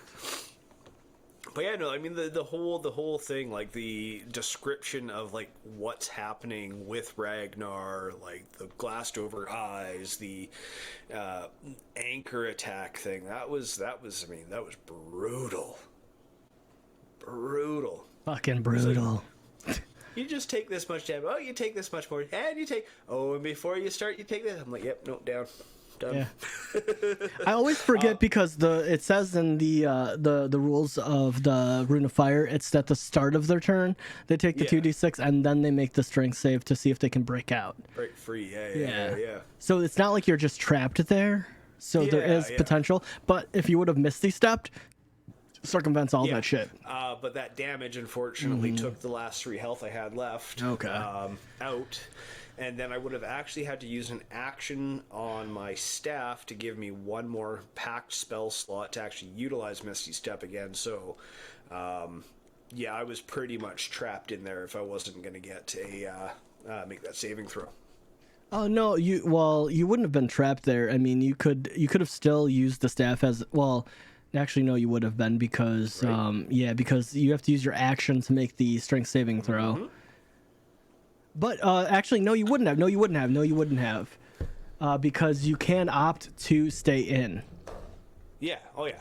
So being restrained. I'm not sure if would I have even been able to make the action to use my staff. You would. The thing is, like, you are still able to attack at disadvantage, so you can still technically move. So you would be able to, since the staff was in your hand, you would have been able to. You wouldn't have had to move and do all this. This little hand movement. Yeah. So I mean, well, it wouldn't even. I don't think it would have been even a hand movement. It would have more have been like holding the staff, which you already were doing, and then it would have get. So no, you would have been able to. You could have said, "No, I opt to stay in. I will not make the saving throw," and then you could have used your action. I was planning on Ragnar the whole time, and my move actually would have been Vicious Mockery to give him disadvantage. Yeah. And then I did set up with Mind Spike specifically for Ragnar. Hey, you gotta do what you gotta do. Ragnar's a beefy boy. I knew Ragnar was gonna be there, and as soon as like, yeah, the 3 of you were there, I'm like, yeah. And then you guys were like, "Do you see Ragnar?" Chaos. Yeah. But I'm glad. Mm-hmm. I do have to go. Okay, Bean. Big sads. Bye. Yeah, it's okay. You can head out. We're wrapping up. So everybody go follow Ren. She's an amazing bean, and she's the misfit waifu. It's it's been delegated. Everybody has a cult following of Ren. I mean, you can ask. Everybody adores I'm just you. Gonna hang up, guys. I'll see y'all later. No, love us. All right, you have a good one, Bean. Bye. Bye. And then the last but not least is Chicken. He is a little gone, but I'm off to the barbecue. Thank you for stopping by, Jazzy. I hope you all, if you guys haven't, follow at chicken_atomic on all on Instagram and Twitter. He needs to write his damn book. He's not here to defend himself. He is a writer in all respects, but damn, that boy needs to use his Twitter. And he's back. Good. All right, I did your shout out for you for Twitter and Instagram. What was your favorite part? Thank you. I would probably say my nat 20. Hell yeah. I'm trying to think of like some of the other moments. I wonder. I would say getting to see like do her swimming. Those Yes. entertained. Oz personally didn't see it. But hey, you know, you may have not seen it, but join with. Okay, there we go. Okay, we're back. I had to bring in Bob Ross. Rob Boss. Rob Boss. Okay, there we go. We're back. We're back in cohesive order. Amazing. Well, I hope that you all enjoyed my DMing. Hell yeah. You know, I'm not typically on the normal DM, but I do enjoy dipping my toes in and getting to describe some stuff. And I can make chaos with the best of them. And you give me the powers of gods, you better believe I'm gonna have chaos. So I hope you enjoyed yourselves. I hope that this one shot was good, and I hope that. I hope you guys had fun. That's my goal. And you know, you guys can find me at Joe Dirt. Also follow Thalamus861 on Twitter. He's our normal DM. He is the one that normally runs the show around here. And make sure you follow him on Twitter. He's a good bean, and he's out. He's grilling for a barbecue, and he dropped some chaos, and he aided you guys in beating Ragnar. So that's why I was so excited, and that's why I was like, fuck it, he's gigantic. Half of his body's inside the thunderstorm. Like, you know, if he was normal, I would have been like, no, it doesn't. But he's fucking 32 feet tall. He's literally gigantic. You know, like, he's a small, gigantic creature. He's taking the hit. He's taking the hit, like, for sure. So I hope you guys enjoyed it, and my favorite part, honestly, was just making Ragnar more and more like chaotic, and just like this is partially the way I envisioned him as like an NPC, or if he ever was like a boss monster. You know, and just like the anchor and just like pulling people 30 feet towards him. You know, like that's just dope as hell. Because I knew some of you were I knew for sure some of you were gonna fly. I knew for sure a lot of you had the range and the distance, and I knew for sure that I couldn't rely on the great axe, because Oz could have just turned around and been like, I break the connection. Because it would have broke the connection between him, and I would have allowed it as an action if it would have come up for him to break the connection between him and the axe. You know, so that way he couldn't throw it anymore. And if he throws it, he'd have to go and pick it up. You know, so I was like, fuck it. I'm gonna give him a goddamn like incorporeal anchor that literally just passes through people and deals just the raw damage. Because technically it's psychic damage, but you guys don't have resistance to psychic damage because it's ethereal. And it's one of those things, like if you make contact with it, it does psychic damage as well as bludgeoning. So I just forgoed the bludgeoning damage and just made it psychic damage, and I just made it like incorporeal and just, you know, ethereal in a sense. And crushing. Well, no, he only did 1d12 of damage, which is a normal great axe damage, and then he had his giant smite on top of that, and he never reckless attacked, so there is very good opportunity for him to, you know, miss. I don't know, call me crazy, but some of those like 24 hit point hits were pretty crushing. Oh yeah, no, I mean, like, you gotta remember, he's getting 1d6 plus 2 and plus a d12. Like, it's heavy hits, but that's no lie. I mean, he's there to do damage, and you know, now he's at the pinnacle, but eventually he's gonna get 3 attacks, which is gonna double to 6 with action surge. And he noticed he never bonus actioned attacked. Yep. And his first attack, he only attacked once. Yep. So he never, That's he why never. I'm like, oh, damn it, fucking multi-attack. Yep. Shit. He was just trying to draw you close. That was his that you know, because that's the whole thing I put in my mind. If you resist the pull, he can't do his multi attack because he can't pull you close, and I'm not going to give him the opportunity. It's a little crushing to be able to pull you twice in one turn. Yeah.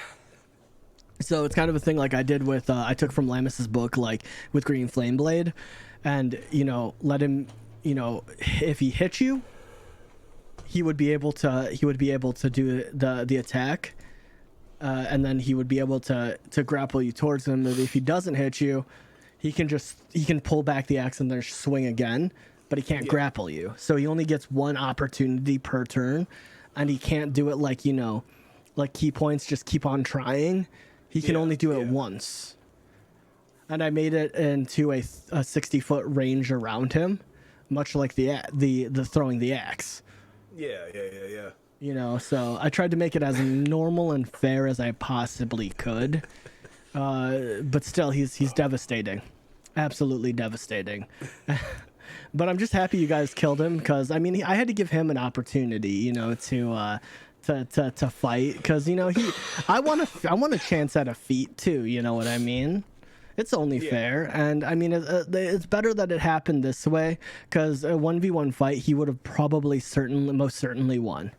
Oh yeah.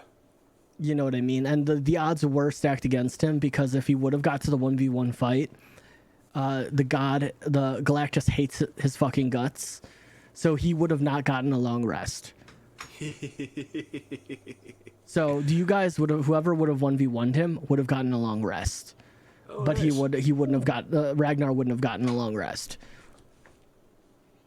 So that was the plan, and I feel that it kind of balanced out in a sense. So I wanted to weigh it in your guys' opportunity to win, because I feel in a 1v1 fight he would crush. Because now that he has multi-attack, if he was just 2 attacks with action surge, he is threatening, but he's not too threatening, in my opinion. But other than that, my friends, that's where we're gonna end it. And you know what? Since Jackalope gave us 5 subs, let's return the love, and let's go say a hi to Jumping Jackalope. Guys, gals, everything in between spectrum, my name is Joe Dirt. I hope you enjoyed our show today. Let's go say hi to those beans. We will see you all next Saturday for some more D&D, and next Sunday for more Misfits. Until then. I'm excited for Saturday, man. Oh, yeah. We'll see you later. Bye. Bye. All right.